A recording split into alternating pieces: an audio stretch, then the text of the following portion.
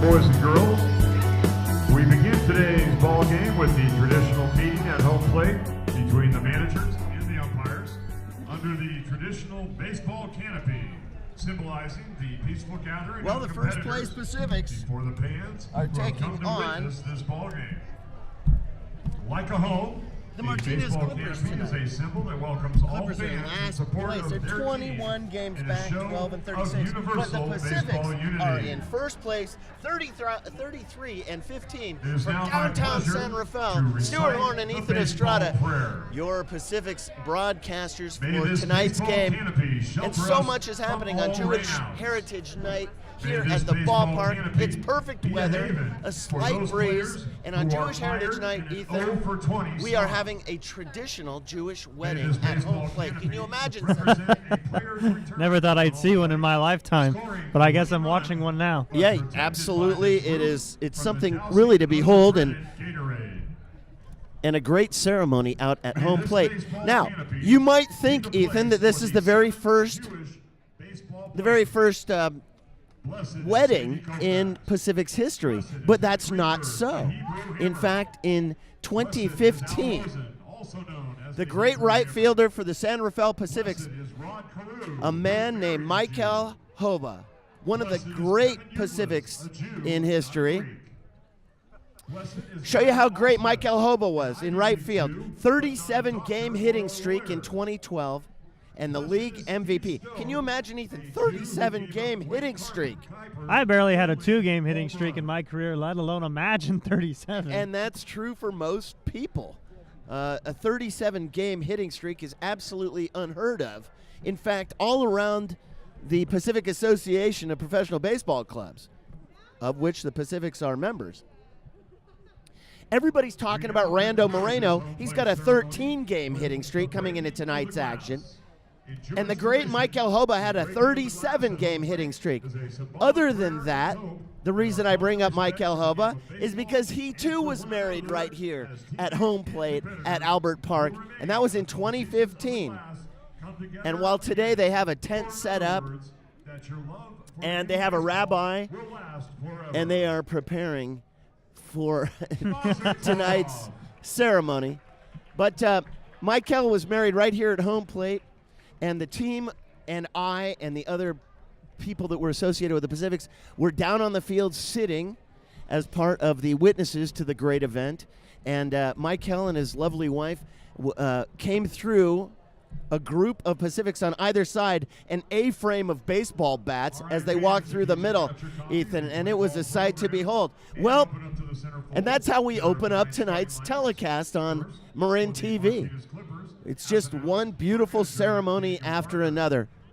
Scott Calhoun and his crack group of people are here. Of course, Ethan alongside yours truly, Stuart Horn, from downtown San Rafael at Albert Park. This is our very last telecast, Ethan. 7 games.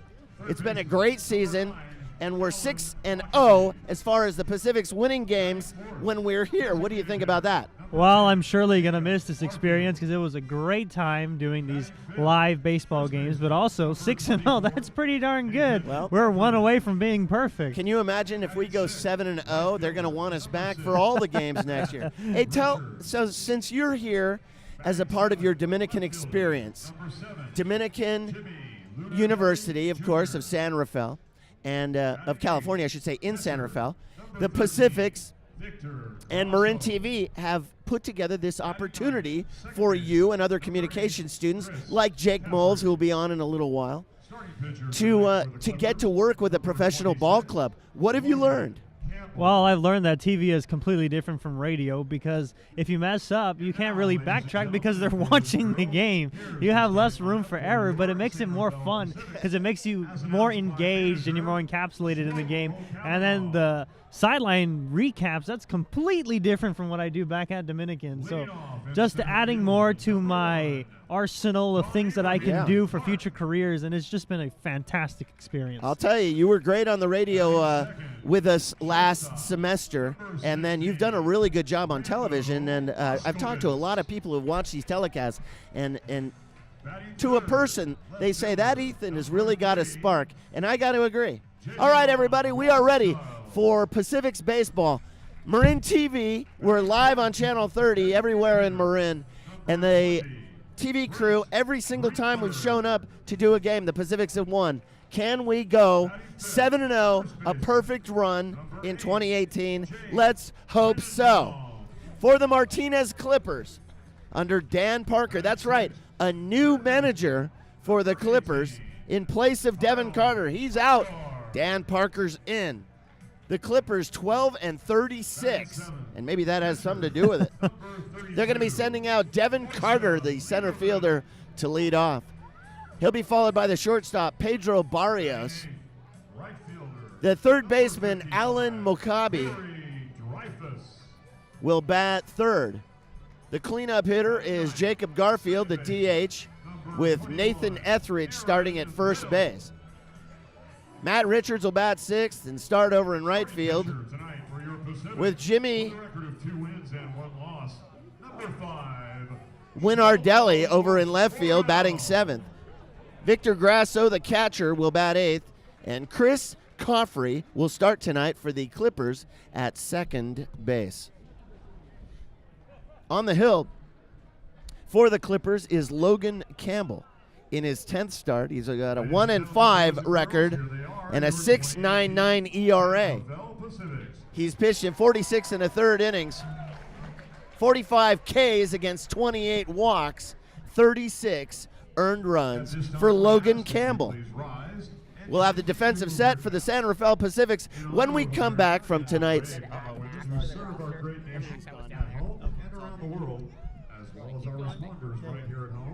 For the Pacifics, after the national anthem, we'll have those defensive sets for San Rafael. And we're going to go for it, Ethan.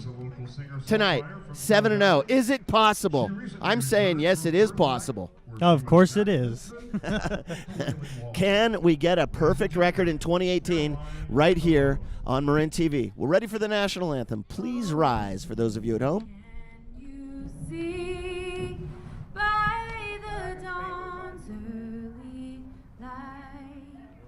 What so proudly we hailed at the twilight's last gleaming, whose broad stripes and bright stars through the perilous fight o'er the ramparts we watched were so gallantly streaming.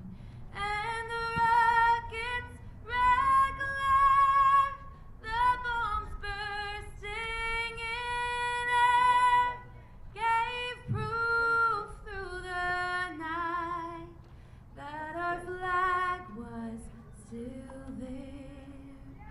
Oh, say does that star-spangled banner yet wave o'er the land of the free and the home of the brave. All right, everybody, we are ready for baseball. Downtown San Rafael. He is Ethan Estrada. Yours truly, Stuart Orm. Ethan, I'm pumped on Jewish Heritage Night here at the ballpark. This is going to be a great night. Oh, hopefully so. Looking for 7-0. Beautiful weather. Completely different from where I live. 101 to about 79. Yeah. Lovely. Yeah, it's absolutely perfect, and I'm just going to guess that the first pitch, which is going to happen now in about 3 minutes, it'll be 72 degrees at that time, but we'll get the official game time first pitch temperature in just a moment. For the Pacifics, defensively, Javion Randall will start in left field with Don Andre Clark in center. Corey Dempster starts in right field, and across from third to first on the infield for San Rafael is Zach Files. Rando Moreno at short. Aaron Brill has returned to the lineup at second base. Big Jake Taylor, the big man, over at first base. Mark Lindsay behind the plate. And on the mound for San Rafael is Jose Morel, his fifth start. He's a 2-1 record with a 6.50 ERA. 6.50 against Campbell's 6.99. Ethan, this could either be a pitcher's duel or it could be a slugfest. Well, I know those of us here in the broadcast booth have been wanting a blowout for some time, and maybe it'll just be a high-scoring affair, 13-12. That's what you're guessing. I'm guessing that. I'm going to say 13-2 Pacifics. Just, I don't know where that number comes from, but I like it. And I would like a blowout, frankly. The last couple of games, though, the games that we've called, though they've been wins, as you know, we are a perfect 6-0 so far, looking for 7-0. They've been too stressful for me. I want these games to be easier, so I'm going to go 13-2 San Rafael tonight. Let's hope we can get there. We're ready, everybody. Baseball, San Rafael Pacific style. Here is Devin Carter. Carter, the center fielder for the Martinez Clippers. Clippers' first year in the league. Not an expansion team. Just a first-year bunch of pros. Batting .273 is Carter. He's got 12 bombs against, 34 RBIs. And the first pitch tonight by Jose Morel is across the knees for a strike. 75 degrees at first pitch, 7-11. And we're underway. Carter takes high. It's 1-1. Here in the first, it'll be Devin Carter at the plate, then Pedro Barrios and Alan Mokabe in the hole.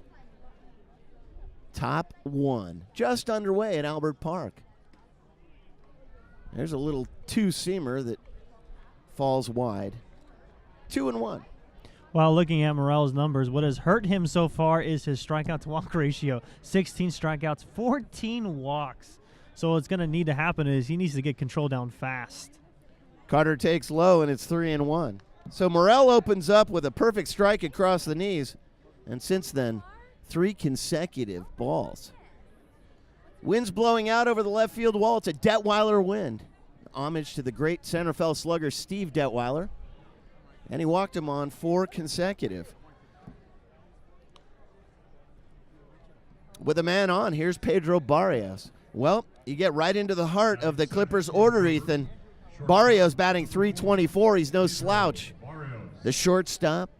Why is it that shortstops are always quick and good hitters? Well, they're either on the good. You never have an average hitting shortstop. They're either really good hitters or they're an eighth hitter who could make a little bit of contact here and there. So shortstops are extreme one way or the other. First pitch now to Barrios is poured in for a strike. A little breaking ball that he looks at but refuses to swing at. 1 strike on him. 2 bombs, 11 driven in for Barrios. A man on, nobody out, top of the first. There's a big curveball and a check swing. He definitely went around. And now it's 0-2. Well, Morale trying to keep that +2 strikeout to walk differential on there. Snap throw over to first base. And diving back in is Carter. 0-2 now to Pedro Barrios, the 2-hole hitter, with Mokabe on deck. Garfield in the hole.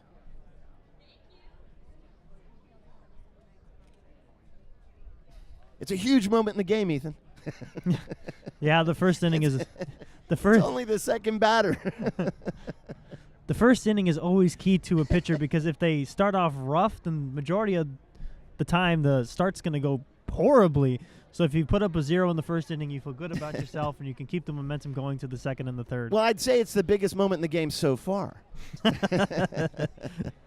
Next pitch is high, and it's 1-2. And you know, I'm a big proponent of the new age stats, and one of my favorites is WHIP. A big talent from Morales. He has a 1.72 WHIP. He's averaging about 2 base runners an inning every single time he pitches. Here's the 1-2. It's chopped off of home plate. Hits the chalk line down the third base side and bounces foul.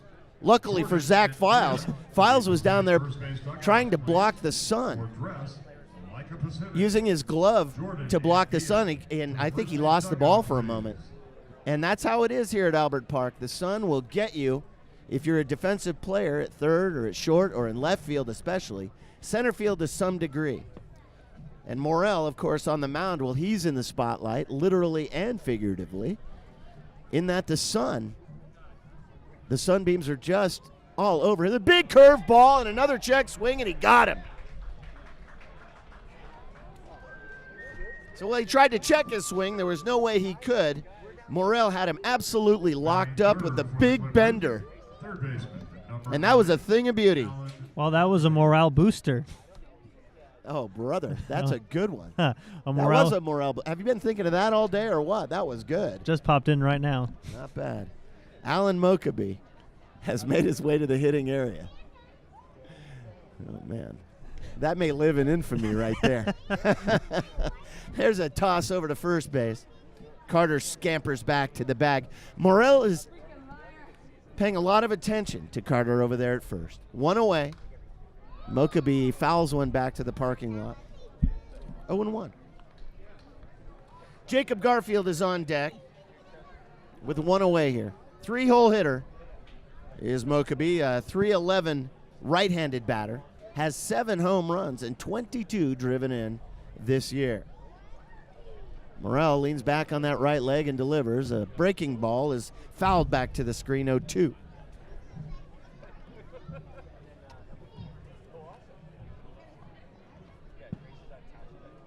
Well, Morale is trying to continue the momentum from the strikeout and try to get another out. Get 2 quicks out with the runner at first. That's a much less stressful situation than a runner at first and nobody out. He already got one of them. See if he can get 2 more. Mokaby stands back in. Oh, the changeup. Well, that had everybody locked up, but just missed wide, 1 and 2. I thought that may have done it. I know you thought the same thing. From our angle here in the opulent Marin TV broadcast area, high atop the first base line, looking down on the field of play, that looked like a perfect pitch. But I have to check the TV monitor.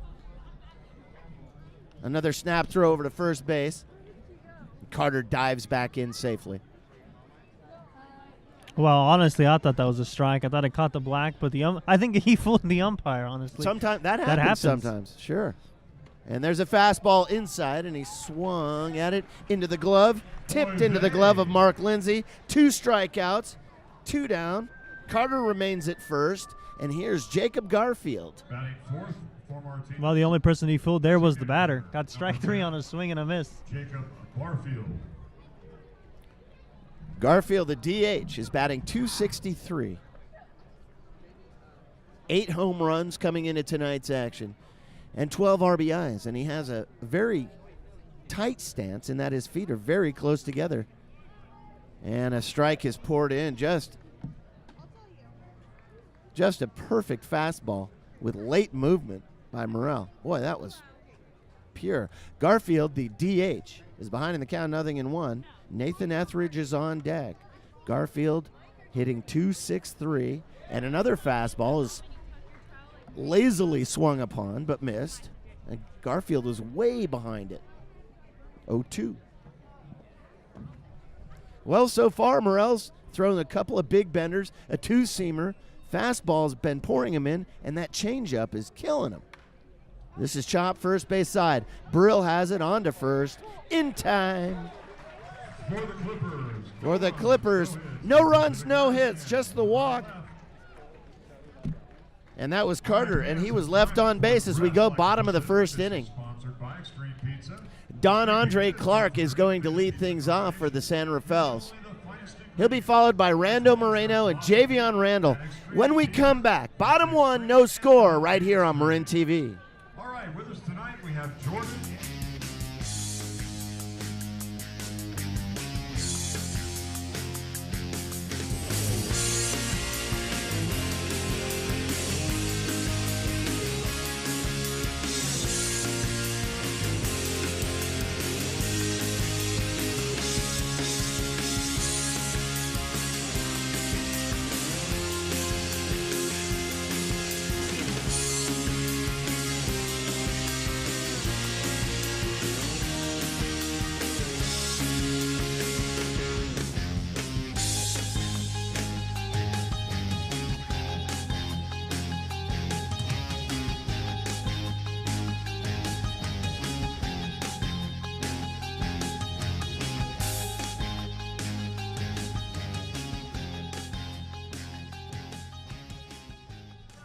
Baseball is a beautiful thing at Albert Park in downtown San Rafael. Bottom of the first inning. No score. No score yet. San Rafael, though, is in first place. In fact, San Rafael's at 33-15. Lead the Sonoma Stompers, who are in second place, by 2 full games. 8 over Vallejo, 11 over Pittsburgh, 12 over Napa, and 21 games up on the Martinez Clippers. And the Clippers are here in Albert Park right now. Well, here's Don Andre Clark, everybody. Defensively for the Clippers, Jimmy Lunardelli is in left with Devin Carter in center and Matt Richards in right field. On the hill for San Rafael, for the Clippers, is Logan Campbell. Don Andre stands in and takes a called strike to get things started in the bottom of the first. Well, when the standings are so close, this is a game that you'd like to see the Pacifics handle easily. Team in last place. Clark fouls a breaking ball off. Clark batting .353, Ethan, is 5th in the Pacific Association. He did go deep one time this year. He's got 15 driven in. What a great night it is. Excellent vibe, perfect weather. Jewish Heritage Night. Fouled out onto Anderson Drive. We'll do it again. 0-2. Logan Campbell on the hill for the Clippers in his 10th start. A 1-5 record with a 6.99 ERA. Rando Moreno is on deck and Javion Randall in the hole. So Campbell's got his hands full. This is a fastball in the dirt. Was held onto it too long, 1-2. And compared to the last time we were here, Clark doing a good job making Campbell work, seeing as many pitches as he can, fouling off a couple good ones at that too.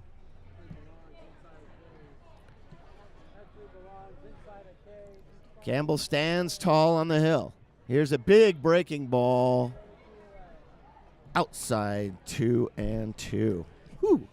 From our angle, it's tough to tell wide pitches unless I'm looking right at the TV camera. The monitor, which is being fed by a camera from center field. And a fly ball to center field. To his left is Lunardelli. And it's out of here. No, it's not out of here. He's out of here. He's out of here. Lunardelli looked over the fence after he caught it like it was a home run. He deked me. I think that's what Lunardelli was looking to do, was to deke Pacific's fans, and sure enough, he did, and it's not out of here. It's just a long out. So Clark almost goes deep, Ethan. One away. Here's Rando Moreno. A 13-game hitting streak, and make it 14, folks. Moreno goes down the first base line on the very first pitch he looked at.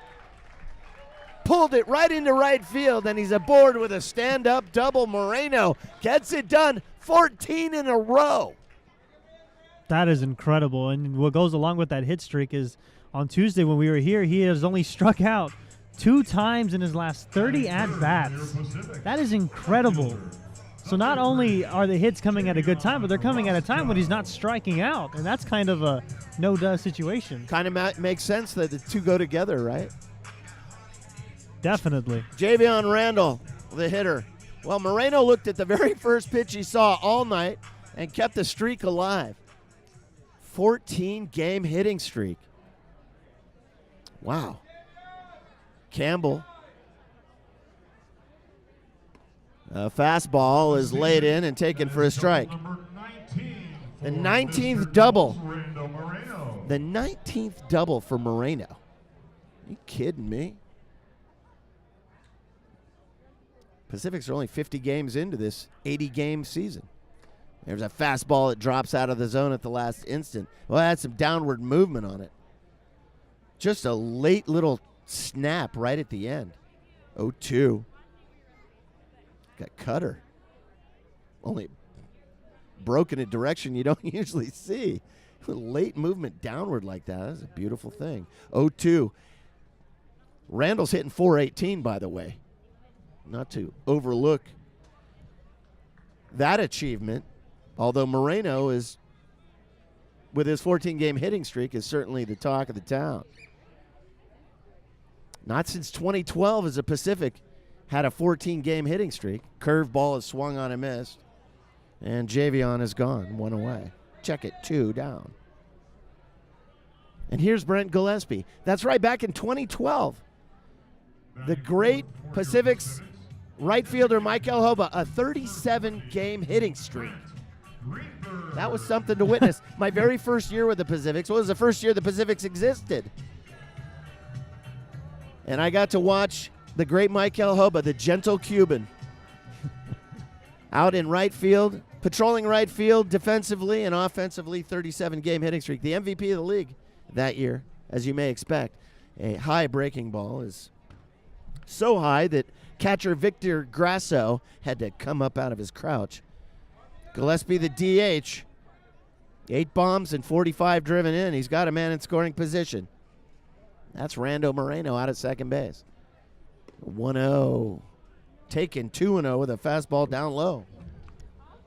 Well, so far, home plate umpire Danny Speck has been squeezing the pitchers a little bit. A little bit of a tight zone to start off this ball game. Ron Adams out in the field, Speck behind the plate, Gillespie the hitter. Logan Campbell on the mound. 2-0 and high and away. I think Campbell's wisely staying away from Gillespie, although he's got Jake Taylor in the on-deck circle. I don't want to throw to either of them, or Files, or Lindsay. They've all got these monstrous batting averages, and he walked him on 4 pitches.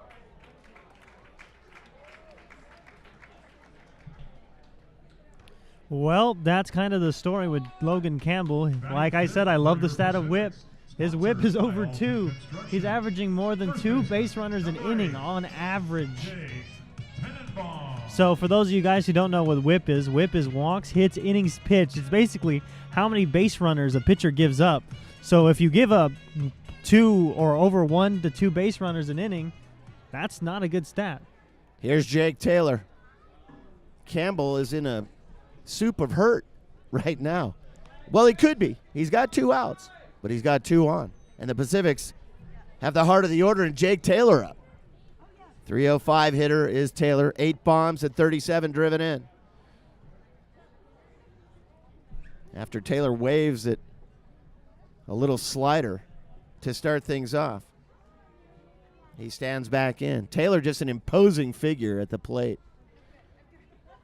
If you're a pitcher, you just don't want to look down at your catcher and see Taylor waiting. And he ropes one up the middle. This could get it done. Backhanded. On the backside, it was backhanded. What? By Barrios, who he flipped it backward to second base, covering Chris Caffrey. I don't believe what I just saw as he was drifting behind the bag at second and looked it to Caffrey behind the back, and he was able to get the speeding Gillespie. That was unbelievable. I thought Taylor had gotten it done.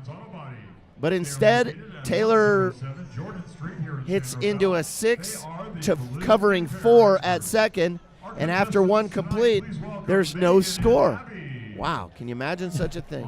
That was an incredible play. That was incredible. Fun to watch. Coming up for the Clippers in the top of the second is Nathan Etheridge, Matt Richards, and Jimmy Randelli. Down on the field for Marin TV right now, we're going to send it off to Jake Moles. A slow inning to start the game here at Albert Park, Stu. Neither team can produce any runs, but everything's just getting started. Both pitchers looking to tack on a couple more Ks as the game goes, and hopefully the Pacifics can keep their game lead in the conference and stay first. You're watching Pacifics on Marin TV. During the break, Ethan and I have just been here marveling at what we just saw defensively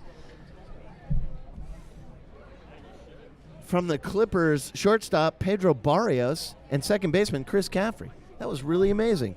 Morel on the hill for San Rafael. First pitch swinging barehanded by Brill, sliding out of the second base line into the outfield grass. It took an Albert Park hop behind him, Ethan, and he grabbed it barehand onto Jake Taylor, 1 away. And that's the moment where anything you can do, I can do better. We've seen two of the best defensive plays in Pacific's history on consecutive plays.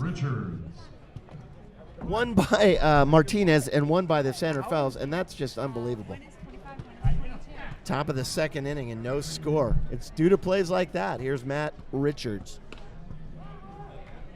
Richards takes a breaking ball for a strike. A 2.78 batter. 4 home runs and 12 driven in. Richards in the 6th hole. And he takes a fastball across the belt, 0-2. So good location by Morel in his 5th start. A 6.50 ERA.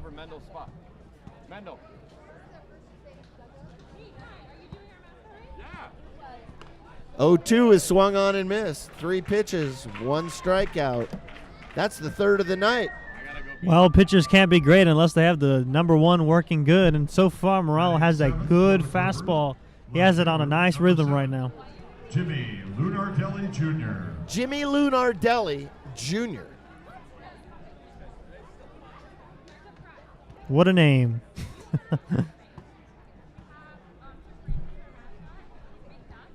Lunardelli Jr. stands in his first at-bat here in the second, a 2.52 hitter. 7 home runs and 20 RBIs. Takes upstairs a ball. Victor Grasso is on deck. 2 away here at Albert Park in the top of the second. Lunardelli takes low, and now it's 2-0.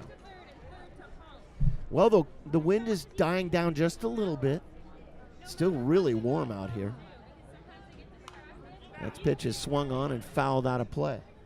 2-1. Really warm. This is perfect. It is absolutely perfect for baseball. Jewish Heritage Night. Just everything going on at the ballpark has a Jewish theme to it, and it's just great.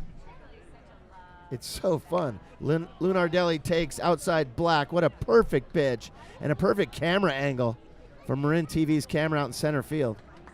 All the way out in center field, you're looking at that angle, fans, and that is a perfect look at the next pitch, which is coming at 2-2.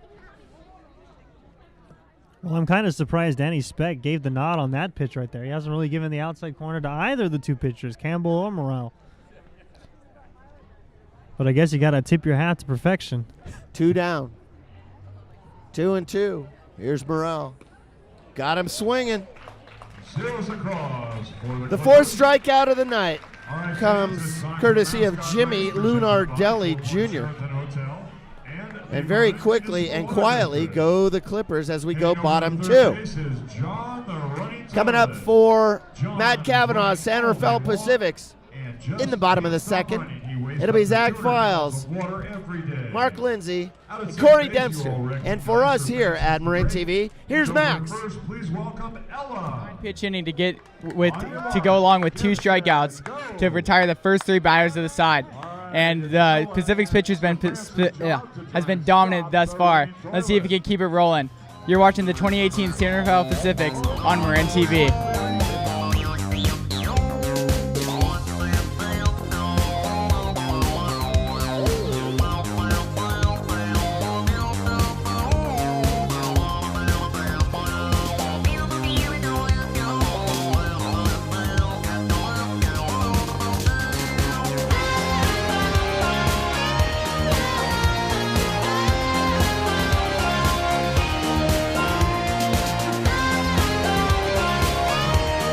Hello and welcome back to Marin TV's live coverage of the 2018 San Rafael Pacific.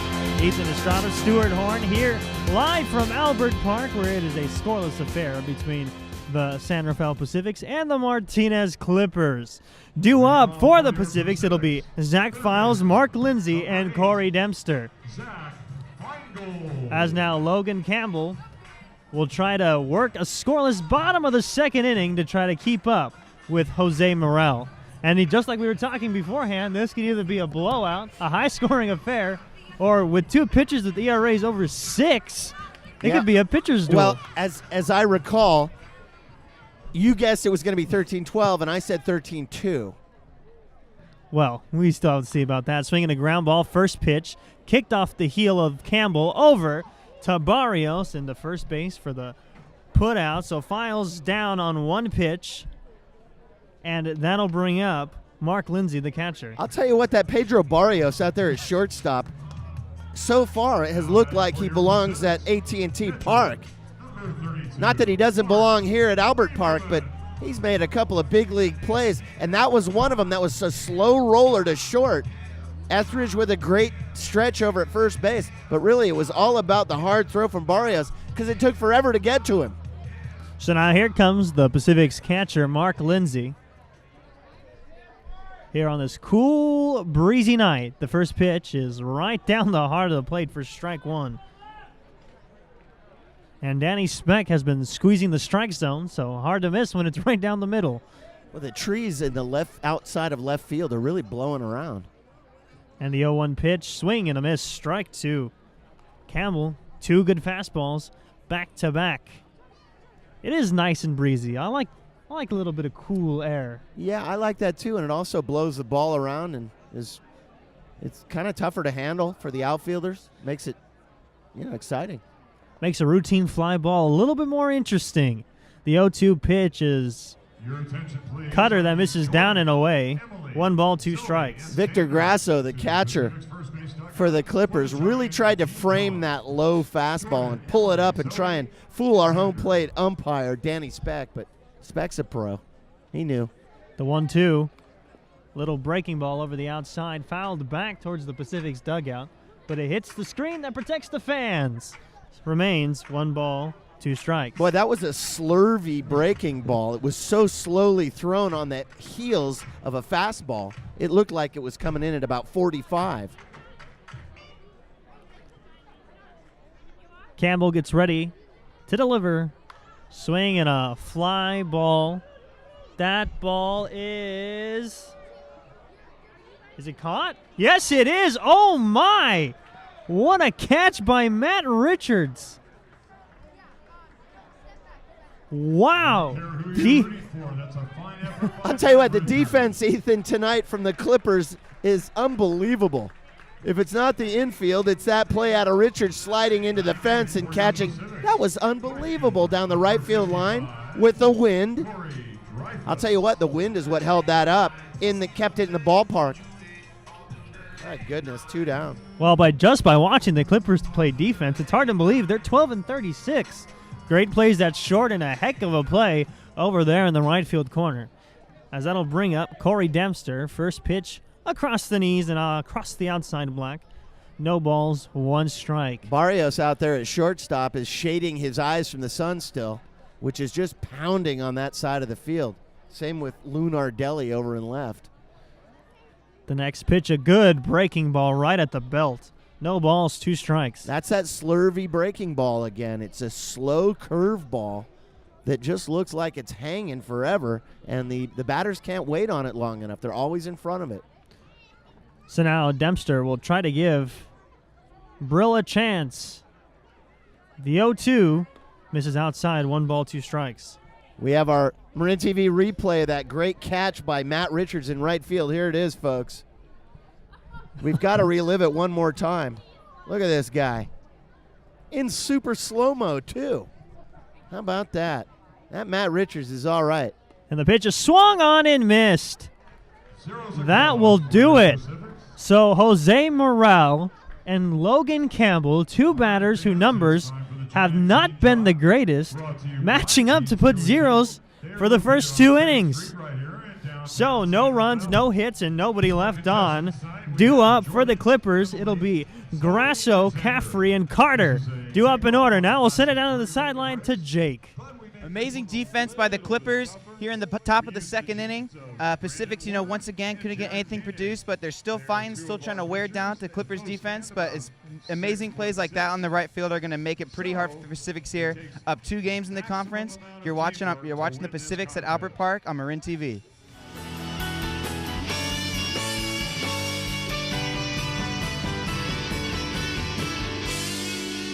Welcome back, everybody. The top of the 3rd inning with the play-by-play. Here's Ethan. Well, in steps the catcher For the Martinez Clippers, Victor Grasso will step in to face Jose Morel. The first pitch, on a line across the knees for strike one. Morel has that fastball working tonight.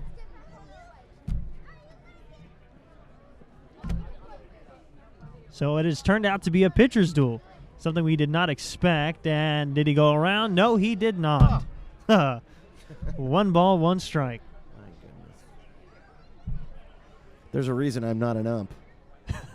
But from my angle, it looked like he went around. I mean, he went way past the front of the plate. The 1-1. Oh, that time he went all the way around. 1 ball, 2 strikes. He certainly did. In fact, going back to that check swing, I think if he'd have made contact, Ethan, it would have been out of here. That's how far around he went. At least a line drive to left. So now the 1-2 pitch. Got him again with a slider way out of the zone. Way out of the zone. Morel has done everything right tonight, and the catcher, Lindsey, on the throw around the diamond, overthrows Zach Files at third base. So something you don't see every day. No, Ball you don't. players making a mistake on a fundamental act. Clearly, Lindsey got excited after that amazing slider and just heaved it into left field. It happens to the greats.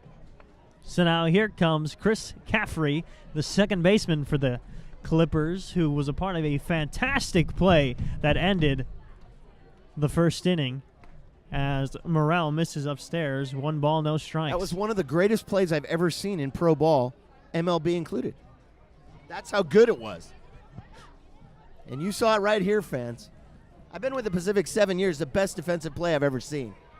And I've seen a bunch. I've seen Zach Pace in center field climbing the center field wall.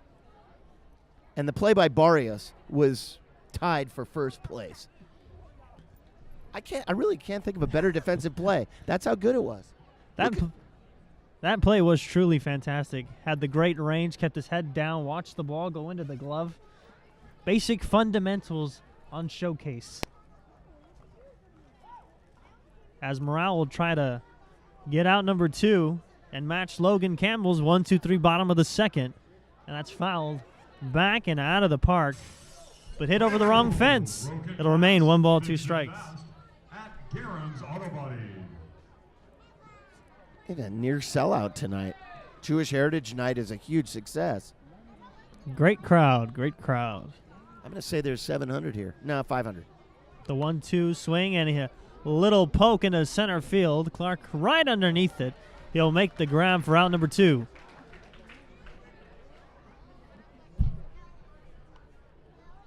So Morel and Campbell giving it everything they have to make this one a little bit more interesting. So now back to the top of the order. Back to Devin Carter, who walked on 5 pitches to start off the game. So far, the only base runner for Martinez. Way out in front of that beautiful breaking ball. No balls, 1 strike. Morel looks on his game tonight. But it would be just like the sport of baseball for my 13-12 prediction to come true. And that one misses it down and away. 1 ball, 1 strike. The slider has been good, matching up well with that fastball. And the best example of that was a strikeout of Grasso to start off the inning. 1-1, swing and a miss. Inside heat with late movement. Nasty stuff out of the hand right now.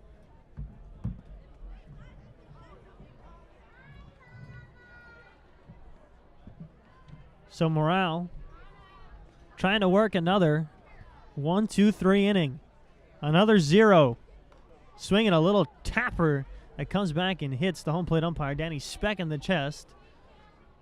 So catcher courtesy, he'll take a little bit more time.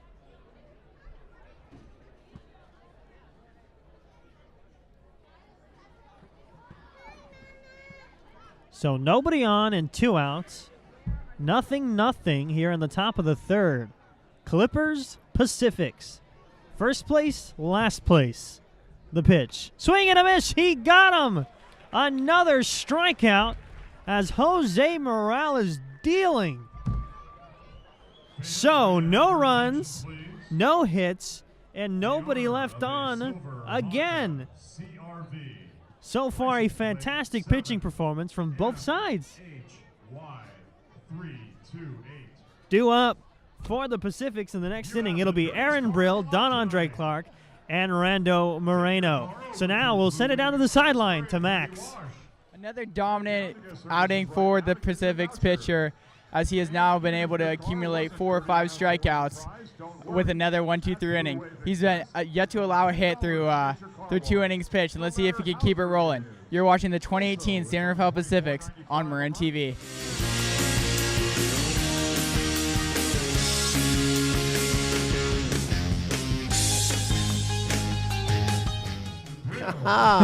Aaron Brill's going to lead things off, everybody, right here on Marin TV. This is our very last telecast of 2018. So far, we're 6-0. Every time we're here with the TV cameras, the Pacifics really pick it up. They've won every game where we've been present. Here's Aaron Brill to lead things off. No score, bottom 3, fastball, first pitch swinging, chopped over Maccabee's head at third, and Brill is aboard. 1 pitch, and it's overthrown at first. The throw in from left field gets away from Barrios' short, and Brill heads up his way down to second. So a single for Brill, an overthrow gets him to second base. With nobody out, and the Pacifics go to the top of the order, and Don Andre Clark. Well, it is basic fundamental baseball that an extra 90 feet will hurt you in the end. Always hurts, right? For some reason, Lunardelli out there in left field heaved it in, and it got past Etheridge at first. And Brill, I don't know why he was even throwing it in like that. Just get it into your cutoff, man, and let's move on to the next batter. It's small mistakes like that that lead to a 12-36 record, I guess. You've seen great defense tonight. What else could you attribute that record to? Don Andre takes a strike. Nobody out. Brill, the runner at second base. Clark 0 for 1 tonight. A fly ball to Lunardelli. Back in the first. We're in the bottom of the third. Clark, a 3.53 hitter, takes a breaking ball. It's 0-2. Well, then again, that's majority of sports, taking advantage of your opponent's mistakes. And right there was a huge mistake by the Clippers defense. So let's see if the Pacifics can capitalize. Moreno on deck. Campbell's got his hands full. Brill at second. Big lead. Breaking ball. Swung on and missed. As Grasso for a moment dropped it. Don Andre didn't realize it. And a half-hearted late break toward first base. But Grasso came up out of the crouch, tagged him, 1 away, and that hurts. Well, with 1 away, Moreno's going to have to get it done, Ethan. And it hurts the Pacific's chances with Clark swinging and missing at that breaking ball in the dirt, because you all of a sudden you have momentum and then 1 out. Not a lot of chances left, but luckily they do have the heart of the order coming up. Moreno squares to bunt, but pulls back. Pat, Anna, Lucas, Bryce, and Ava to the Pacific's first base dugout for musical chairs. Because not only is it about getting a runner into scoring position, but also creating a better situation for the batters behind you, and Clark was unable to do that. Not even a productive out. 1 ball on Rando, and he fouls this back 1-1.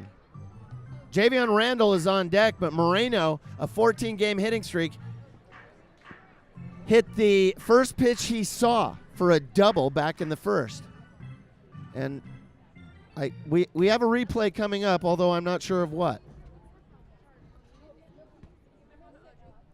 I suspect it's Don Andre Clark's strike 3. I don't know what it's going to be. But we've got a super surprise replay coming up, fans. And we'll know when we see it. There it is. There's Don Andre.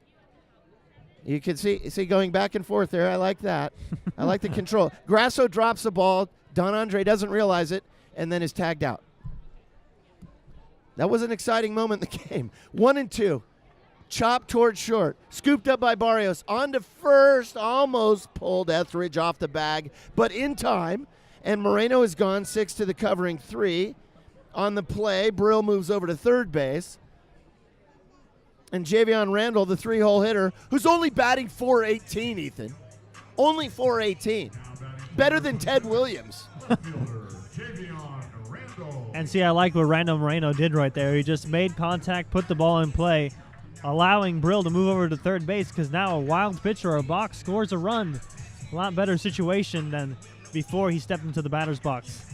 So Moreno's credited with a sacrifice in order to move Brill. And here is Javion Randall with a chance to put the Pacifics on the board. No score in the bottom of the third inning, fans.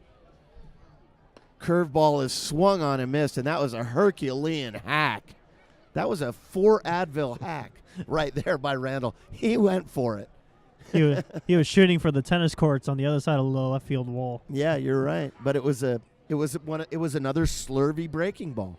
The slow curve, and he was way out in front of it. I think it just looks like a basketball until all of a sudden you haven't hit it.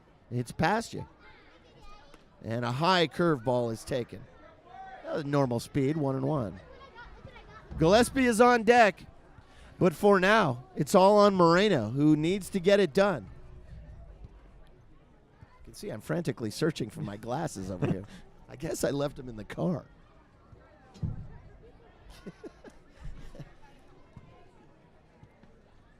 Javion, and Brill was way off a third.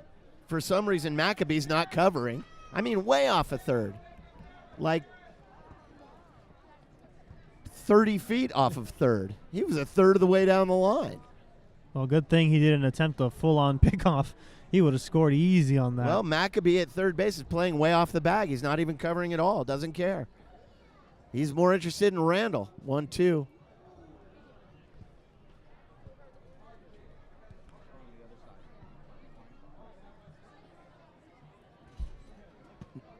What are you saying? Strike two. Speak.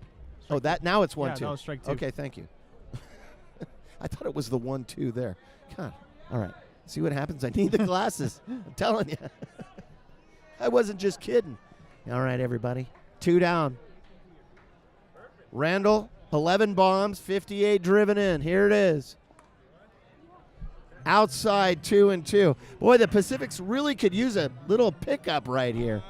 They've had a couple of great moments in the game and just haven't made anything of them. Thanks to Barrios and Richards, those guys defensively have been killing San Rafael tonight. Just killing us. 2-2 to Randall. Oh, he almost threw it over his head. He did throw it over his head. In fact, jumping up, Grasso had to leave the ground. And Grasso's the catcher, and you don't see the catcher completely in midair very often. Both feet were off the ground. Now it's full. Gillespie's on deck. Randall hitting .418 in 50 games. Full count. Popped him up. First base line. Toward Jane's first base cafe. And out of play. Whew. Boy, there's a lot of people over there. That looked dangerous. It was dangerous, but fortunately, I'm happy to report that no one was hurt on the play. Well, what impresses me about Randall is not only is he batting .418, but he's also taking his walks.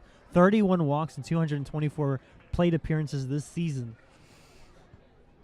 So not only, you could tell he's seeing the ball good because not only is he getting the hits, but he's taking his bases. Full count. Campbell looks in. Outside, and he walked him.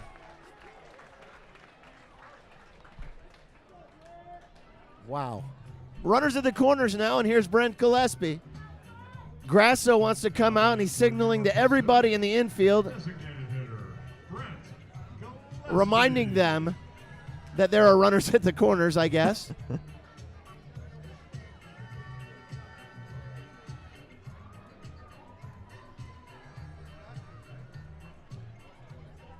And certainly that a play at second keeps the run from scoring.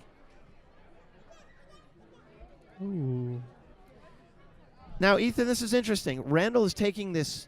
He's making a lot of noise over at first base. And I think what he's doing is trying to distract Campbell from what is obviously happening over at third, and that's Brill, who's coming way off the line. Brill is taking an insulting lead, but Maccabee, the third baseman, is doing nothing about it, so why not take it?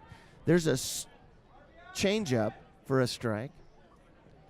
Big Jake Taylor's on deck, but Gillespie, who's got 8 bombs and 45 driven in, and is one of the most clutch hitters for the Pacifics all season, standing in. And the runner goes, and the throw in the dirt, and Randall's got it stolen.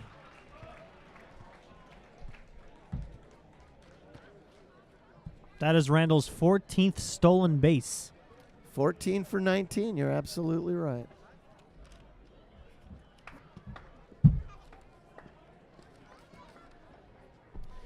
Well, now 2 runners in scoring position for Gillespie, who's even in the count 1-1. Campbell kicks and deals, and he bunts right back to Campbell, and it's perfect. Over to third, to Maccabee, not in time. Aaron Brill scores on the play.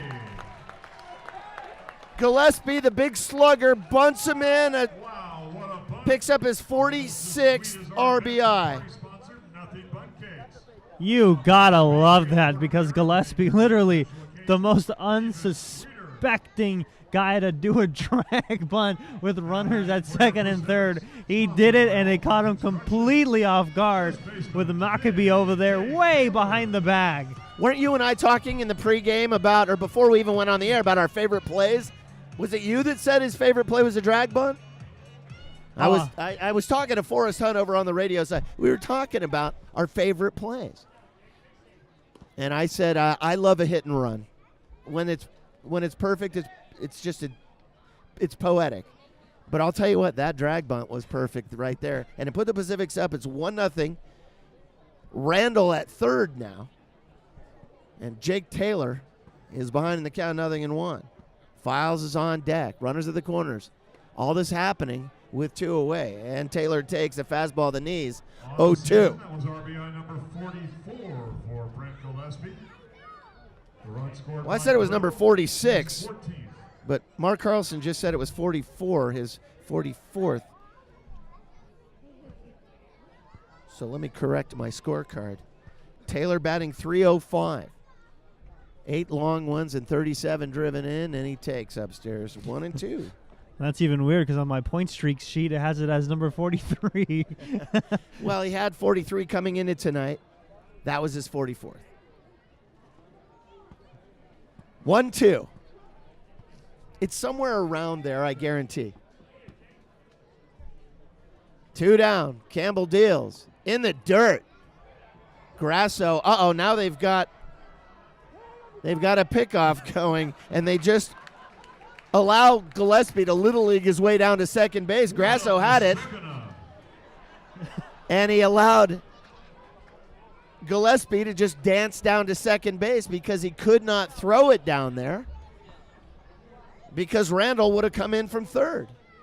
So Gillespie just kind of pickled his way down to second, and I think they're going to call that a stolen base.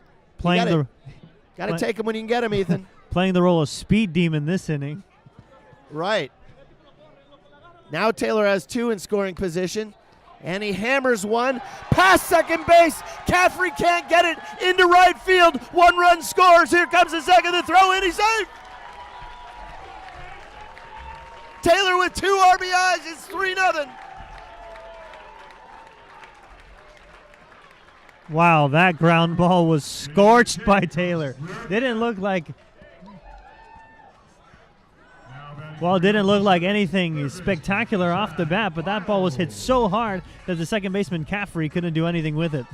On the play, Randall scores, Gillespie scores, Taylor at first base, Zach Files a hitter, and we're going to have a Marin TV replay coming up in just a moment, hopefully of that very play. Files takes low. 1-0. Lindsay on deck, everybody. 3-0. San Rafael leads this one in the bottom of the third. All this happening with 2 out, Ethan. It was 2 out, a man on third, and then things started getting nutty. And Campbell starts getting roped.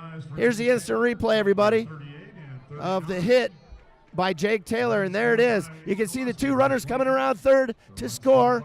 Oh, what a view. How about that? That's our Marin TV instant replay. It only took us 30 seconds to put together. That's near instant, which is quite awesome. That's a new feature this year. Files deep to center. Does it have enough? Lunardelli's able to haul it into the base of the wall. Well, Files almost went deep, but instead it ends the inning. The Pacifics do pick up 3, and after 3 complete, it's 3-0 San Rafael. Coming up for the Clippers, it'll be Pedro Barrios, followed by Alan Mokaby and Jacob Garfield. As we move to the the top of the 4th inning. Well, the Pacifics, 3 runs on 4 hits so far over the Martinez Clippers. We'll send it down to the field now, and here's Jake. Crazy bottom of the 3rd inning for the Pacifics. 3 runs. Aaron Brill gets on base, sneaks his way over to second over an overthrow. Brett Gillespie gets a bunt, brings Aaron Brill in. Jake Taylor gets 1 more to get another 2 runners in. Crazy 3rd inning for the Pacifics. We finally got a lead going. We got ourselves a ball game here at Albert Park. You're watching the Pacifics on Marin TV. Everybody stand. Here we go.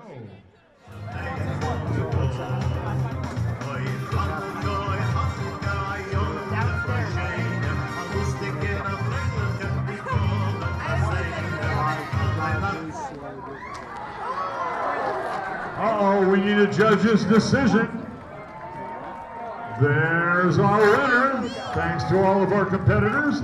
Our winner tonight gets a gift certificate to Roadside Barbecue. And welcome back to San Rafael Pacific's baseball, where they lead the Martinez Clippers 3-0 here in the top of the 4th. Ethan Estrada here for, well, it'd probably be the majority of the first half of the top of the 4th, as Morel catches the outside corner with a good breaking ball. No balls, 1 strike. To the shortstop, Pedro Barrios, who has put on a spectacular show today defensively at shortstop. And the next pitch is a little tapper right to Rando Moreno, who has the strong arm over to Jake Taylor for round number 1.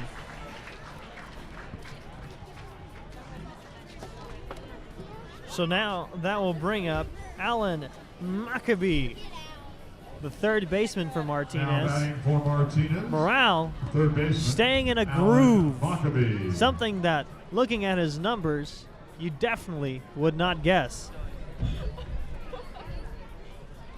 So Mokaby, the first pitch, swinging a line drive, foul, down the line and out of play for strike 1. Martinez, last place in the Pacific Association as time is halted because the ball bounced back in play. 21 games back of the Pacifics, which is an astonishing number. But of course, it's their first year, and very rarely do you have success right off the bat, as the 0-1 misses upstairs, 1 ball, 1 strike. Unless you're the Las Vegas Golden Knights, then it's a different story. But Morale trying to put up a 0. Misses inside with that breaking ball. 2 balls, 1 strike. Campbell and Morale trading zeros for the first 2 innings. Morale put up a 0 on the top of the 3rd. And then a 2-out rally by the Pacifics gives us our score of 3-0. And he swings and misses. Foul tips it into the glove of Mark Lindsay. 1 ball, 2 balls, 2 strikes.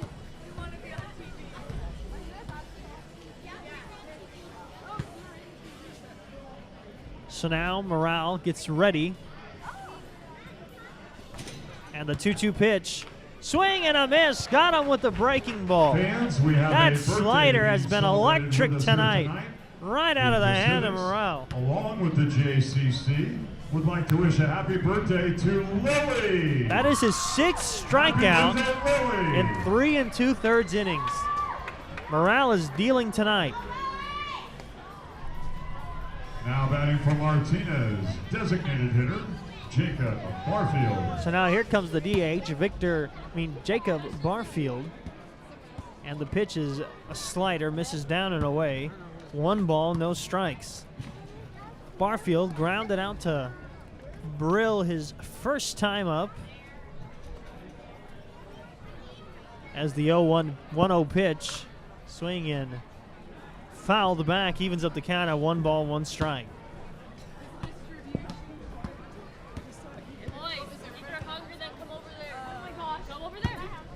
A very cool night.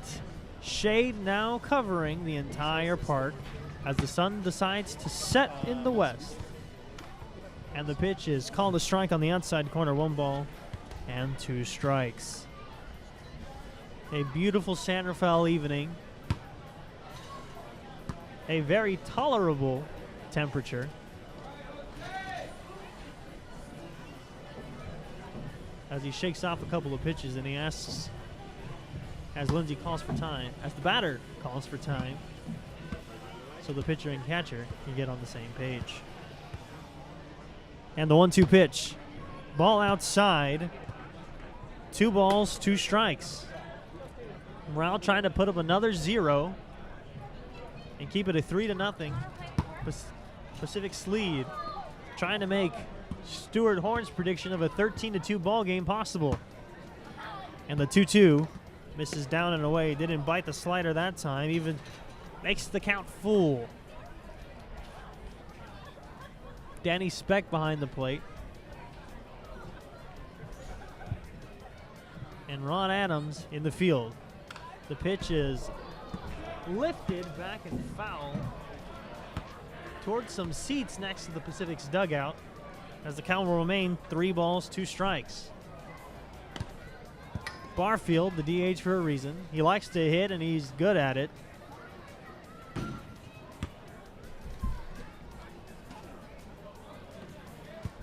And the pitch is swung on and missed. Blew him away with a heater on the outside. And another 1-2-3 inning for Jose Morel. Fastball, slider. He has everything working tonight.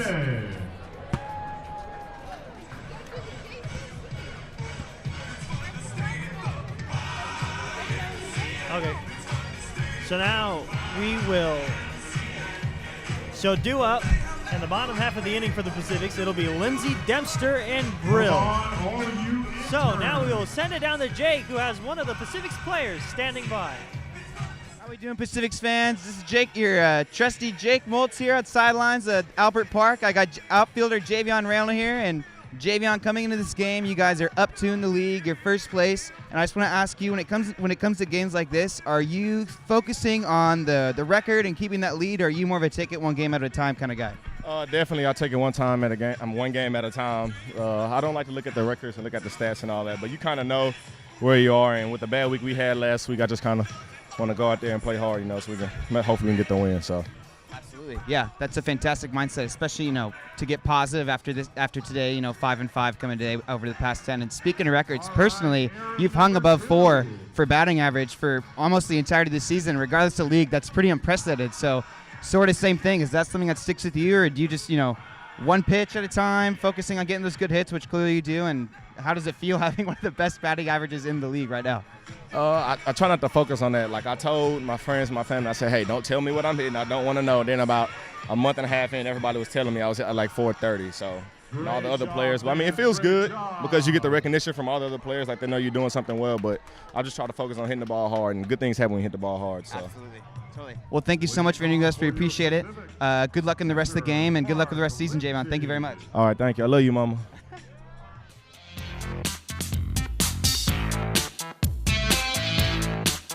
And Daddy. And Dad. So welcome back to Pacifics Baseball. Ethan Estrada, and I'm joined by Max. I don't know your last name. Leone. Leone? Yep. Okay, that'll make it a little bit easier. A little bit. As you are jumping into the bottom of the 4th inning, where Mark Lindsay just lined out to right field, 3-0 Pacifics. As here comes Corey Dempster.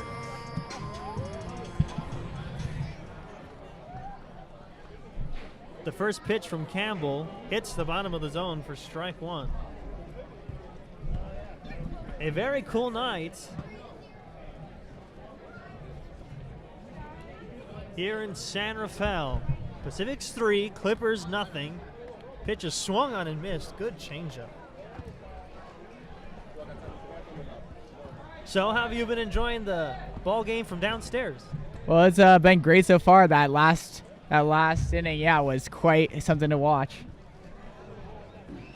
So now the 0-2 pitch from Campbell to Dempster. It misses inside with that breaking ball.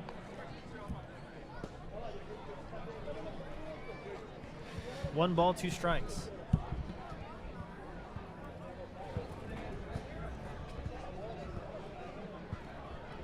Campbell trying to put up a 0 after giving 3 runs his last time. Dempster will foul that one. Backing out of play. It'll remain 1 ball, 2 strikes.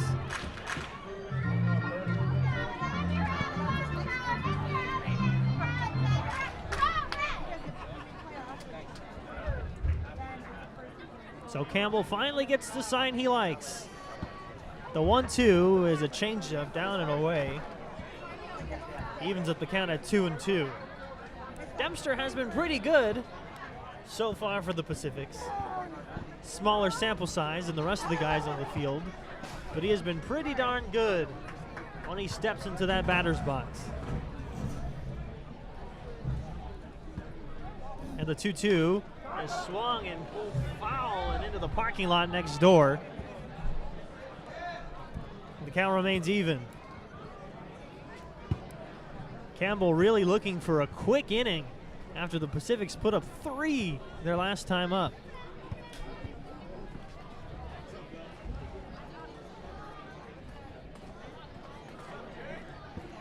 And the 2-2 swinging a little chopper foul ball. Dempster battling right now. So we've seen some spectacular defense so far tonight. So far, what has been your favorite play? Sorry, what was that? Your favorite play so far on defense, because we've seen some really good defense. Oh, some tonight. phenomenal defense out there today. I think it's too difficult to just pick out a single play. There's been just so many spectacular catches. The pitching as well has been absolutely superb on the Pacific side. The 2-2 fouled off of his leg. And what an at-bat Dempster's putting together. Fans, the Barbier security ticket An booth is 8-pitch now at-bat so closed. far. Tickets to 2018 Pacific's home And this is games coming are still from available. These are pitches coming out of the hand of Campbell, who really could use a quick inning. But Dempster making sure that does not happen. So far, I think my favorite defensive play was the Aaron Brill bare hand. Oh, that was something else to behold. People don't understand how hard that play really is. The 2-2 misses down in the dirt, and the count is full.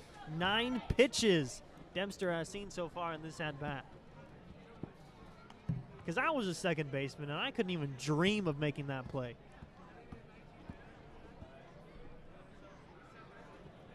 My favorite play playing second base was the high chopper sliding over to first. You hit it on one hop, and you just slide your feet in the perfect direction to throw him out. And the 3-2 to Dempster is a little chopper. Campbell bare hand over to first in time.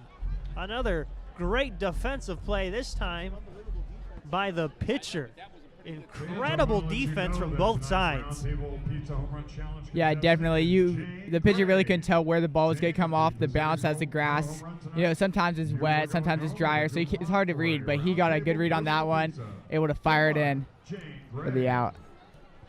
So now here comes Aaron Brill, who was a master of one of the incredible plays this evening. The sliding bare hand from behind him to throw the runner out at first base. One of the best plays I've seen a second baseman make in a very long time. So now Campbell has a chance to do what he really needed to do, and that's a 1-2-3 inning, but he misses down low with a changeup. 1 ball, no strikes.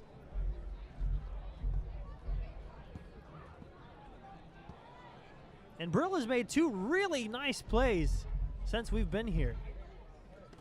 And that pitch also misses outside. 2 balls, no strikes.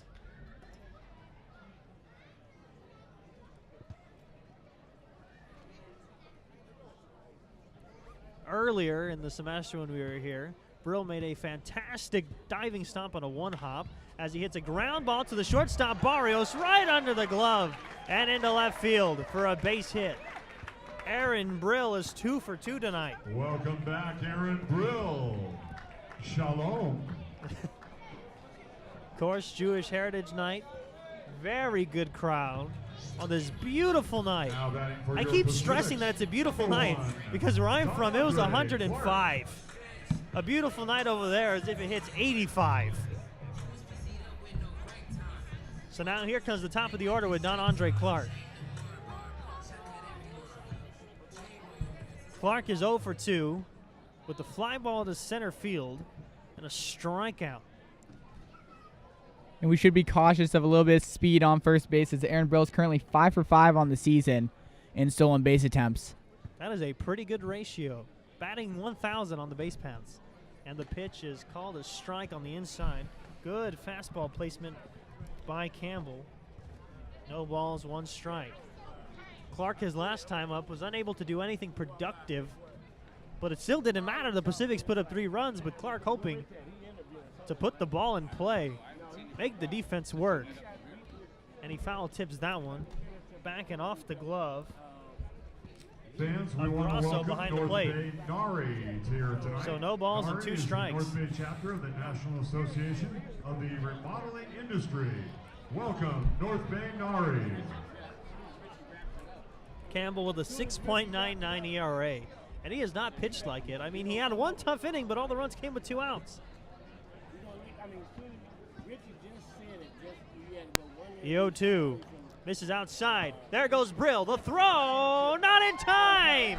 He has stolen second base. He is 6 for 6. Got a good jump, nice slide.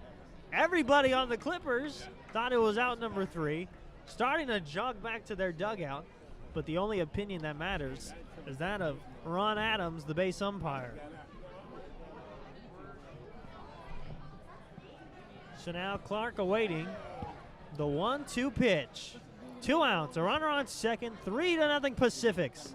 Swing and a miss, he got him on a high breaking ball that didn't fall back to hit his bat. No Clipper errors and 1 runner left.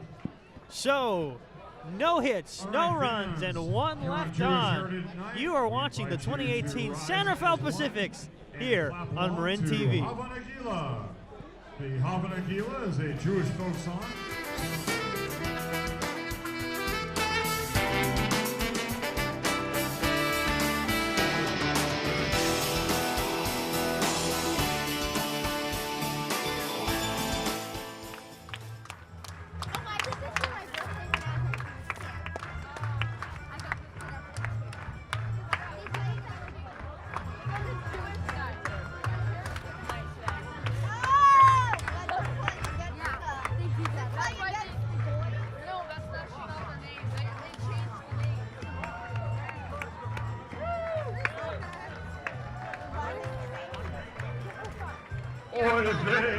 Our Pacifics players agree that the Drake needs to go. Hi, everybody. We're back now in the 5th inning. Nathan Etheridge, the hitter. It's a 3-0 ball game. San Rafael breaking open this game. And a chopper towards second. Brill on a knee. On to first in time. Etheridge is gone. 4-3. 1 away. Now batting for the Clippers, right fielder Matt Richards.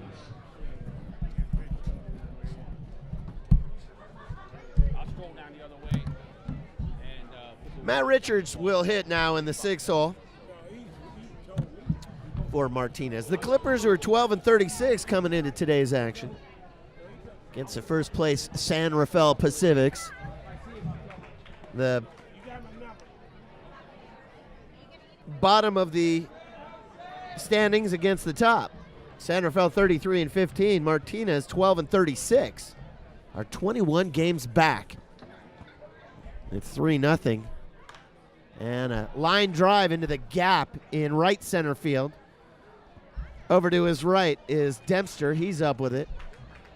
And he brings it in very quickly. to the covering Rando Moreno at second base. And that makes Matt Richards stop at first. Just an exciting single. Third hitless innings. Hey, director, can you send Ethan up here, please? Now batting Here's for Jimmy Martinez, Lunardelli. fielder, Jimmy Lunardelli.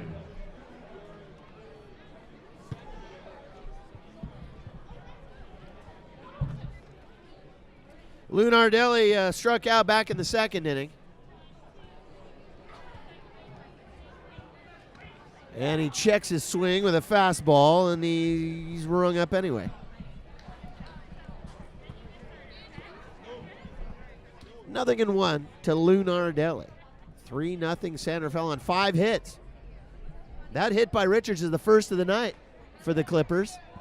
And a low fastball and a delayed call, and everybody in the place wanted it to be a strike, but it was too low, 1-1. Victor Grasso is on deck. Hey, Max, will you go get Ethan and tell him to come up here with his scorecard? Yep. Lunardelli batting .252. A throw over to first.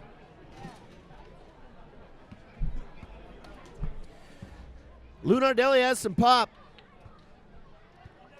7 big ones and 20 little ones. Here in the 5th. What a perfect night. Chopped down the third baseline is a tough play. Files has it barehanded, no play, as it just dribbled toward the third base bag. And even though Files rushed in on it, he had no chance. It was just squibbed down the third base line. It kind of died in the grass. It bit in the dirt right in front of home plate, died in the grass. You couldn't have laid a bunt down better than that. Only it was a full swing. It was certainly not a bunt. It just turned out that way. Lunardelli is aboard.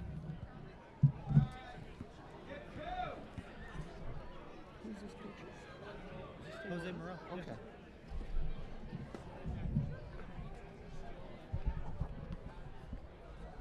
So consecutive knocks for Martinez, and a breaking ball bends across home plate to Victor Grasso, taken for a strike.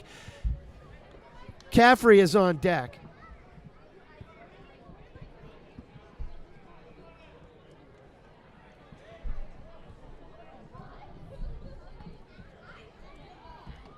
Oh, and a big, nasty bender has Grasso swinging over the top. And now it's 0-2.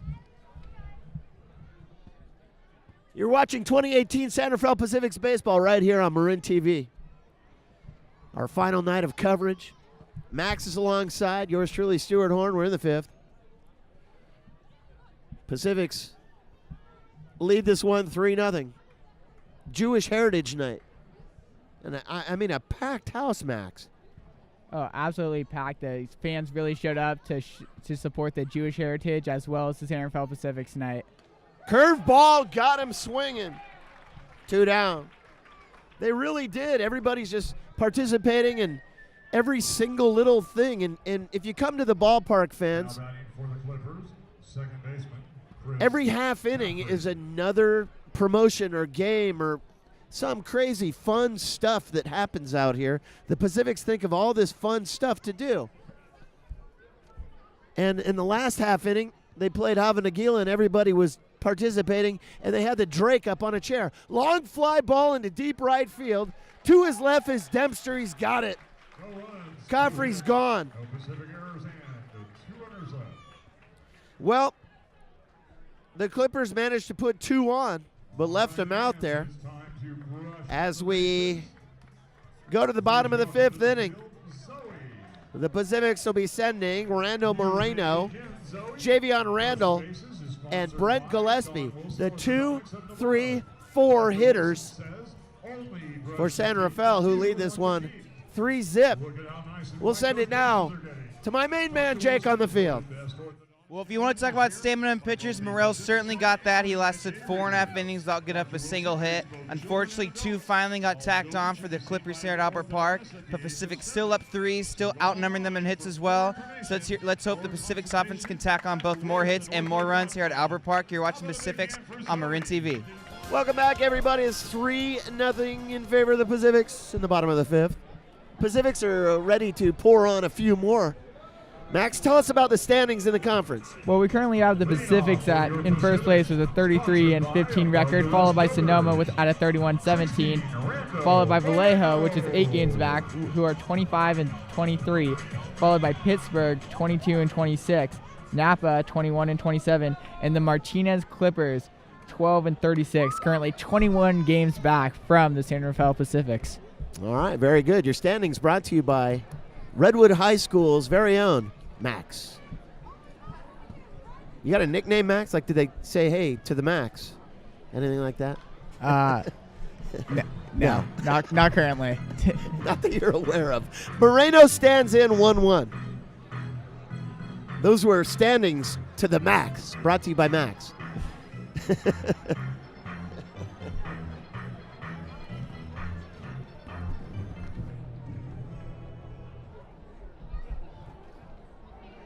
Write that here. Oh, and he waits on a breaking ball just a little too long. Oh, and it hits the light standard and caroms into the Clippers bullpen at about 140 miles an hour. And that could have been dangerous. Fortunately, no one was hit. 1-2 now to the man with a 14-game hitting streak, Rando Moreno. And he has another one, fans. Moreno around first, digging for second. Now he holds up. The throw is there, and Moreno made a very smart move by not turning too hard around first base. He absolutely roped it into right field, Max. That's his second hit of the night. The guy has a 14-game hitting streak. Yeah, he has a bit of a north of a 317 average to go with that as well. He's just been absolutely dominant in the past week and all season as well. Yeah, it's just great. 14 games in a row. Moreno, he hit the very first ball he saw for a double back in the first inning. And he hits a 1-2 fastball between first and second for yet another hit. Man, when you're on a tear, you're on a tear. And speaking of being on a tear, Max, Javion Randall's batting .418. He walked his last time up, stole second, and then scored on the RBI by Gillespie. As part of that 3-run rally. Changeup is fouled first base side, not a play.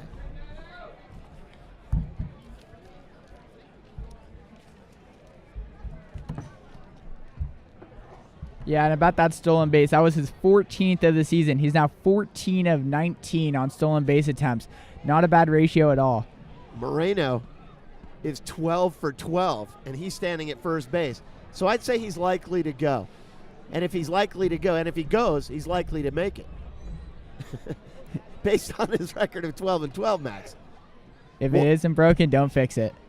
You got that right. 1-2. To Javion Randall. 11 long ones, 58 RBIs. Randall batting .418 is just a ridiculous number. And we'll see what it is at the end of the night, but I'd like to see him do something with it right here. Keep it going. Brent Gillespie's on deck, everybody. Moreno the runner at first. Nobody out. 1-2 to Javion in the bottom of the fifth inning. Campbell brings it, popped him up again, up and out of play, first base side. We'll do it again, 1-2. How many balls do you think the Pacifics go through in one game, Max? It's got to be an absurd number, especially this game. We've seen quite a few fouled off thus far. Yeah, and they're $4.30 a piece. I'd say 50 balls a game. Not cheap. I'm just guessing. That's a high number. At the end of the season, 50 balls a game. Runner goes, and he fouled it back to the screen. Moreno going after the high hard one. I think the hit and run was on. Because Moreno really took off. He had a huge jump. By the time Campbell let go of the ball, Max, Moreno was about halfway to second. There's no way they were going to get him. But Randall swung at a really high fastball and was lucky to just chop it backward. Or maybe it would have been luckier to miss it, because in that case, Moreno would have had it stolen. No, it would have been strike 3. You don't want that. So he was lucky to foul it off. Randall the hitter. Runner goes again, and he swings in the dirt on his way. 13 for 13. Moreno just stole his 13th bag in 13 tries. And that would also be the third steal of the night for the Pacifics so far. So they are definitely sending the runners when they got them. Number 20, Brent Gillespie. Randall K's. And here's Brent Gillespie. One away. Moreno does make his way to second, though, on the breaking ball that had fooled Javion Randall. That's not easy to do. 5th strikeout of the night for Campbell. Gillespie goes deep to left. Lunardelli's there. He's got it on the run. Lunardelli hauls it in, throws it in quickly, and Moreno cannot come up with it. Orlando Moreno. Gillespie Now batting for your Pacifics, sponsored by Alton is out number 2. Number 8, Big Jake Taylor. Jake Taylor, the hitter. 2 down and 1 on. Well, Gillespie just missed it.